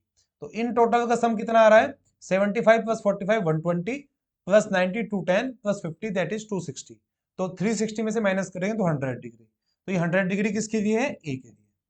ए के लिए कितना है 100 है, बी के लिए 90, सी के लिए 50, डी के लिए 45 और ई के लिए 75। अभी बताना है then what is the percentage of expenditure on item A. A item पे परसेंटेज कितना है, तो ए आइटम पे एक्सपेंडिचर कितना हुआ 100 डिग्री, कितने में से 360 डिग्री में से, इनटू 100, यही होगा ना। अब इसको डिवाइड करूंगा मैं, तो 4 से करूंगा, तो यहाँ पे 90, यहाँ पे 25, तो ये आ गया मेरे पास 2500/90, 0 से हट जाएगा तो 250/9। तो ये परसेंटेज एक्सपेंडिचर किसका है, ए का है। तो पूछा क्या गया था हमसे, ए आइटम पे कितना एक्सपेंडिचर है और उसका परसेंटेज, तो परसेंटेज कितना आया, डी ऑप्शन 250/9। तो आंसर हो गया। सेकंड करते हैं हम, ये कह रहा है अब नंबर 15 × 14 × 13 ऐसे मल्टीप्लाई करते हैं 1 तक जा रहे हैं, तो ये इसकी वैल्यू आएगी 3 × m × n, जहां पे m n कोई पॉजिटिव इंटीजर है, कोई भी पॉजिटिव इंटीजर होते हैं। तो what is the maximum value of m, m की मैक्सिमम वैल्यू कितनी है। अब सिंपल सी बात है, 3 × m × n, तो इसका मतलब है 3m, m कितना जो 3 है वो m टाइम्स है, उसमें मल्टीप्लाई किया हमने 3, तो कोई भी 3 n में नहीं आना चाहिए, क्योंकि हमें इसकी मैक्सिमम वैल्यू देनी है, इसकी मैक्सिमम वैल्यू देनी है। तो m की मैक्सिमम वैल्यू कब आएगी, जब सारे के सारे 3 जो मल्टीप्लाई हो रहे हो वो m से हो रहे हो, n में कोई भी 3 की वैल्यू नहीं, मतलब n क्या है 3n का फैक्टर नहीं होना चाहिए, 3 जो है n का फैक्टर नहीं होना चाहिए। तो यहां पे अगर मैं 15 देखूं, किस किस में 3 आ रहा है, सबसे पहले 3 में 3 आ रहा है, इसके बाद 6 में आएगा, तो 6 में फिर से एक बार आएगा, फिर 9 में कितनी बार आएंगे, 9 में 2 बार आएंगे, अब तक एक एक बार आ रहा था, फिर 12 में फिर से एक बार आएगा, फिर 15 में फिर से एक बार आएगा, ये था, इतनी बार आ रहा है। तो n3 कितनी बार आया, 1 2 4 5 6, 6 बार आया। तो मैं इसको लिख सकता हूं 3 कितने टाइम्स है, 6 टाइम्स है, प्लस कुछ और भी नंबर है, तो वो नंबर कितने हैं, वो 3 का फैक्टर नहीं है, तो वो है कितना n, वो क्या है n। तो आंसर क्या है उसका, बी ऑप्शन, कि भाई 3m, 3 क्या है m टाइम्स है, तो m की मैक्सिमम, तो n में कोई भी 3 का फैक्टर 3 नहीं होना चाहिए, n का फैक्टर 3 नहीं होना चाहिए, तो सारे के सारे 3 यहाँ पे आने चाहिए। तो यहाँ पे सारे 3 आ गए, तो टोटली 3 मेरे पास कितने थे, 6 थे, तो कितने 3 × 6 × जो नंबर बच गए उन सबको मल्टीप्लाई करना है। तो आंसर क्या है इसका, बी ऑप्शन। अब ये कह रहा है कि हमारे पास एक सीक्वेंस है 2 12 36 80 150 x, तो इस सीक्वेंस में हमें बताना है कि x की वैल्यू क्या होगी। अगर मैं फर्स्ट में लूं तो फर्स्ट में लेने के बाद 2, 12, 36, 80, 150 और फिर x आएगा। तो 212 को अगर 6 टाइम्स भी हो सकता है या 10 डिफरेंस भी हो सकता है, फिर ये 3 टाइम्स भी हो सकता है, और डिफरेंस कितना है इसमें 24। तो यहां से तो कोई लॉजिक नहीं है। 10 का डिफरेंस, 24 का डिफरेंस, फिर 44 का डिफरेंस, इस तरीके से यहाँ 14 का आया, यहाँ 16 का आया, और यहाँ पे डिफरेंस कितना है 70 का, यहाँ पे 70 का डिफरेंस है। 70 का डिफरेंस मतलब 26 का। तो ये तो कोई डिफरेंस वाला तो कोई लॉजिक है नहीं, इसका मतलब हम डिफरेंस वाली नहीं देंगे। सेकंड है मल्टीप्लिकेशन, देखते हैं 2 6 टाइम्स, फिर 3 टाइम्स, फिर 3 टाइम्स, फिर अगर ये 1.5 टाइम्स होता तो यहाँ पे 90 आना चाहिए था। कितना 90 आना चाहिए। तो कहीं ना कहीं मल्टीप्लिकेशन भी फॉलो नहीं हो रहा है। तो क्या फॉलो हो रहा है, ये तो स्क्वायर है एक नंबर का, एक नंबर का स्क्वायर है, लेकिन इससे कुछ नहीं होगा, इससे हमारा कोई आंसर नहीं आ रहा है। तो हम क्या करते हैं कि 2 अगर एक नंबर है तो ये क्या हो सकता है, 1 का स्क्वायर इंटू 2 हो सकता है, 1 का स्क्वायर इंटू 2 हो सकता है, या 1 इंटू 2 हो सकता है। 12 क्या है, 2 का स्क्वायर इंटू 3 है। 36 क्या है, 3 का स्क्वायर इंटू 4 है। मतलब जिस नंबर का स्क्वायर है उससे एक बढ़ा के मल्टीप्लाई करना है। ऐसे 80 क्या है, 4 का स्क्वायर इंटू 5। फिर 150 क्या है, 5 का स्क्वायर इंटू 6। अब जो नंबर x है वो क्या होना चाहिए, 6 का स्क्वायर इंटू 7। तो 6 का स्क्वायर कितना होता है 36, तो 36 इंटू 7 क्या होगा 252। तो x की जगह क्या वैल्यू आएगी हमारी 252, आंसर हो गया 252। तो ये क्वेश्चन कह रहा है हमारे पास एक नॉन जीरो डिजिट है, तो नॉन जीरो डिजिट कौन सी होती है 1 से 9 तक। तो टोटल नंबर कितने हो गए 9। फिर कह रहा है 1 वोवल है, वोवल कितने होते हैं ए ई आई ओ यू, तो ये कितने नंबर हो गए वोवल 5। कौन कौन से होते हैं ए ई आई ओ यू, टोटल नंबर कितने 5। फिर हमारे पास कॉन्सोनेंट्स है, एक कॉन्सोनेंट लेना है, तो कॉन्सोनेंट कितने होते हैं 21। टोटल अल्फाबेट कितने 26, 26 में 5 वोवल है, तो 21 क्या है कॉन्सोनेंट्स है। अभी हमें एक क्या बनाना है, इन तीनों को यूज करके एक पासवर्ड बनाना है, तीनों को यूज करके, और वो इस तरीके से बनाना है कि सभी जो पासवर्ड स्टार्ट होंगे वो किससे स्टार्ट होंगे, वोवेल से स्टार्ट होंगे, एंड किससे करेंगे कॉन्सोनेंट से करेंगे। मतलब 3 डिजिट का अगर ऐसे बनेगा तो यहाँ पे वोवेल यूज होगा, वोवेल कितने मेरे पास 5, 5 में से कोई सा भी यूज कर सकता हूँ। यहाँ पे डिजिट यूज होंगे तो डिजिट मेरे पास 9, तो 9 में से कोई सा भी यूज कर सकता हूँ, 9 ऑप्शन है मेरे पास। यहाँ पे 21 ऑप्शन है। तो आंसर क्या होना चाहिए इसका 5 इंटू 9 इंटू 21। सिंपल परम्यूटेशन है, क्या है सिंपल परम्यूटेशन है। तो इसका मल्टीप्लीकेशन कितना होगा 189 इंटू 5, एंड में आ जाएगा 5 4 9। तो आंसर क्या है इसका 945, सी ऑप्शन। नेक्स्ट क्वेश्चन है हमारे पास क्या है 9 कप्स है, तो 9 कप्स को अरेंज करना है किसमें, equal number of row and column. तो equal number of row and column अगर मैं करूंगा तो कैसे पॉसिबल है कि 3 रो और 3 कॉलम हो मेरे पास, 3 रो और 3 कॉलम, जब भी 3 इंटू 3 इंटू 3, तो 9 क्या है 3 इंटू 3, एन का स्क्वायर इक्वल टू 9, तो एन क्या है मेरे पास 3। तो 3 रो और 3 कॉलम, ठीक है, 9 एलिमेंट 9 कप से ऐसे अरेंज करते हैं। अब ये कह रहा है कि 6 कप्स में क्या है कॉफी है, 6 में कॉफी है, और 3 कप में क्या है टी है। तो in how many ways can they be arrange so that each row contains at least 1 cup of coffee, सभी रो में कम से कम 1 कप कॉफी। मैं अगर एक केस मान लू कि एक केस ये है मेरे पास एक रो में 1 कप कॉफी है, ठीक है, तो बाकी 2 रो में कितने कॉफी आनी है 5 कॉफी आनी है। तो 5 कॉफी 2 रो में कैसे आ सकती है, एक में 3 हो एक में 2 हो, यही तो पॉसिबिलिटी है, एक में 1, एक में 3, एक में 2, ये पॉसिबिलिटी है।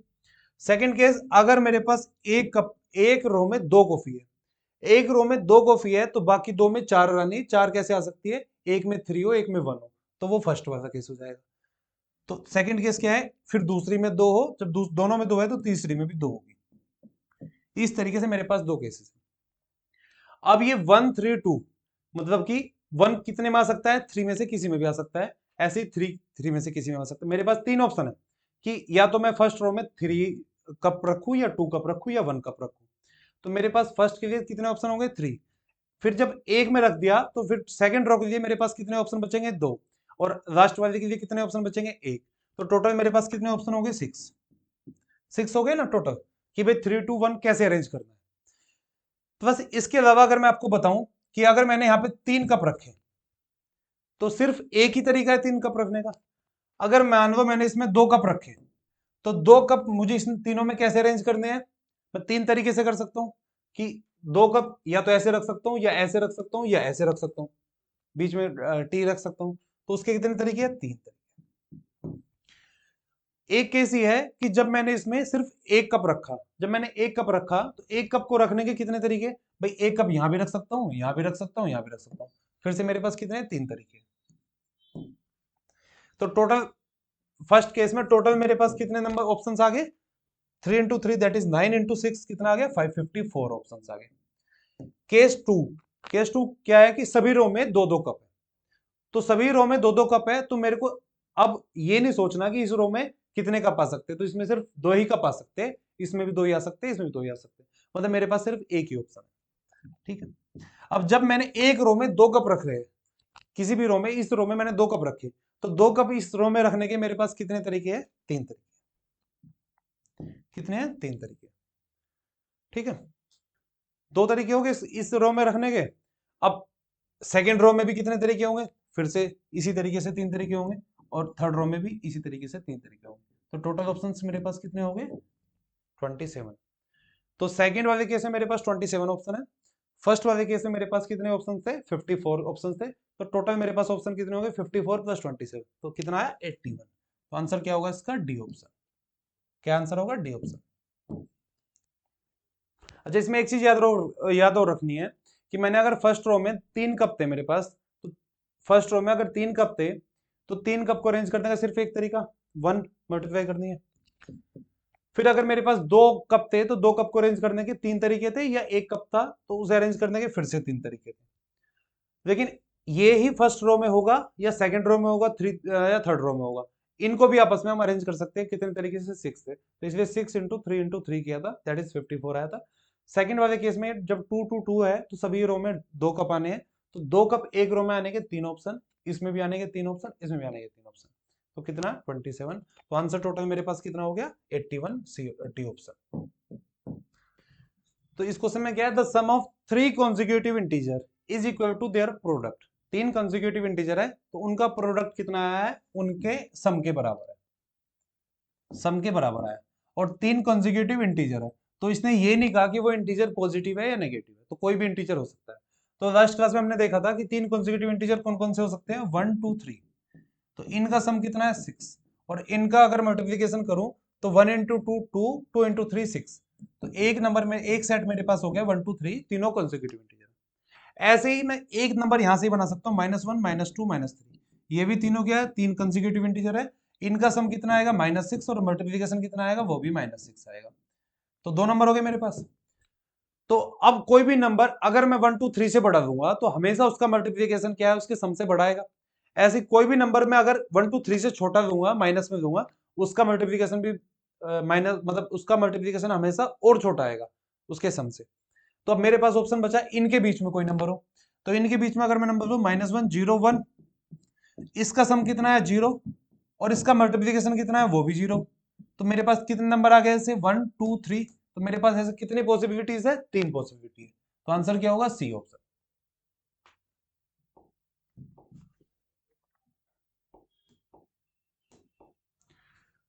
नेक्स्ट देखते हैं कि what is the number of the form. कोई भी नंबर किस फॉर्म का है? पॉइंट एक्स वाई, इस फॉर्म का कोई भी नंबर है where X and Y are distinct non zero digit number. तो हमारे पास डिस्टिंक्ट नॉन डिजिट नंबर बताना है ऐसे पॉइंट एक्स वाई की फॉर्म में। तो एक्स वाई कोई नंबर बना है, एक तरीके से एक्स वाई कोई नंबर है, तो ये नंबर कितने बन सकते हैं?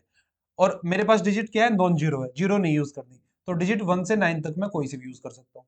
1 से 9 में अगर कोई भी डिजिट यूज करूंगा, तो मेरे पास कितने ऑप्शन है? 9 ऑप्शन है। तो एक्स की जगह मैं 9 में से कोई सा भी रख सकता हूँ। अब मैंने एक्स की जगह 9 में से कोई सा भी एक रख दिया, तो उसके बाद मेरे पास कितने डिजिट बचेंगे? 8 डिजिट बचेंगे। तो मतलब वाई के लिए मेरे पास कितने ऑप्शन है? 8 ऑप्शन है। तो 8 ऑप्शन है, तो टोटल मेरे पास कितनी पॉसिबिलिटीज है? 72। आंसर क्या होगा इसका? A option, 72।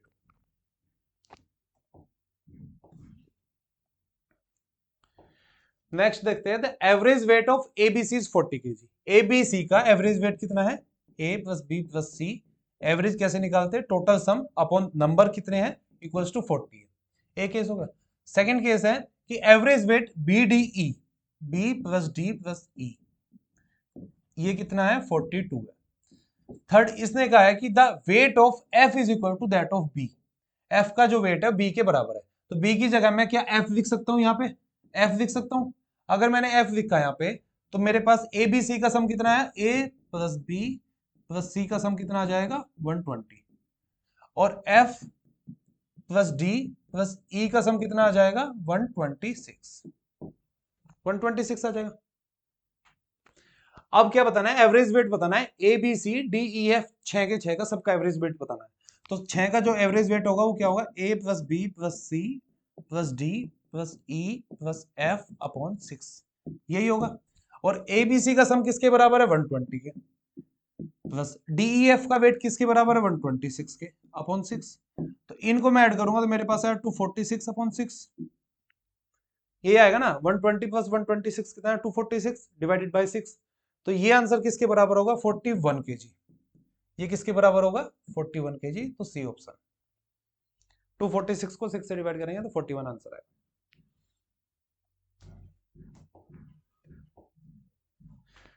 तो आज हमने कितने क्वेश्चंस देखे, 42 क्वेश्चंस देखे, 2022 वाला सी सेट का जो पीवाईक्यू था वो सॉल्व किया। अभी हमारे पास एक और बचता है, इसके बाद हम क्या करेंगे, जो भी रिपीटेड क्वेश्चंस है या रिपीटेड थीम्स है एक वीडियो उनके ऊपर बनाएंगे, वो सारे क्वेश्चंस दोबारा से कराएंगे। इसके अलावा हम क्या करेंगे, सी सेट का एक प्रॉपर बैच लेके आ रहे हैं, उस बैच में हम जो भी इंपॉर्टेंट टॉपिक्स है जो ज्यादा रिपीटेटिव है, जैसे नंबर सिस्टम हुआ या प्रोबेबिलिटी है या पीएनसी है, इसके बाद में हमने देखा कि कैलेंडर के क्वेश्चंस बहुत ज्यादा रिपीट हो रहे हैं, या फिर टाइम एंड डिस्टेंस के क्वेश्चंस रिपीट हो रहे हैं। तो इन कंसेप्ट्स के बारे में अच्छे से अंडरस्टैंडिंग के साथ इनको दोबारा से पढ़ने की कोशिश करेंगे इस बैच के जस्ट बाद में। तब तक के लिए थैंक यू वेरी मच। अगर इन केस आपको कोई भी क्वेरी है हमसे, कोई भी किसी प्रकार का कोर्स से रिलेटेड या किसी भी प्रकार की आपको इन्फॉर्मेशन चाहिए, तो आप इस कॉन्टैक्ट नंबर पे कॉन्टैक्ट करके पूछ सकते हैं। अदरवाइज आप, ये हमारी मेल आईडी है, इस मेल आईडी पे जा सकते हैं, हमारी वेबसाइट भी विजिट कर सकते हो, आप टेलीग्राम आईडी पे आप फॉलो कर सकते हो, हम डेली करंट की जो न्यूज होती है वो वहां पे अपलोड करते हैं। उसके अलावा जितना भी क्वेश्चंस वगैरह है पीवाईक्यू के क्वेश्चंस है वो भी वहां पे अपलोड होते हैं हमारे टेलीग्राम चैनल पे, तो आप ये भी फॉलो कर सकते हो। Thank you very much.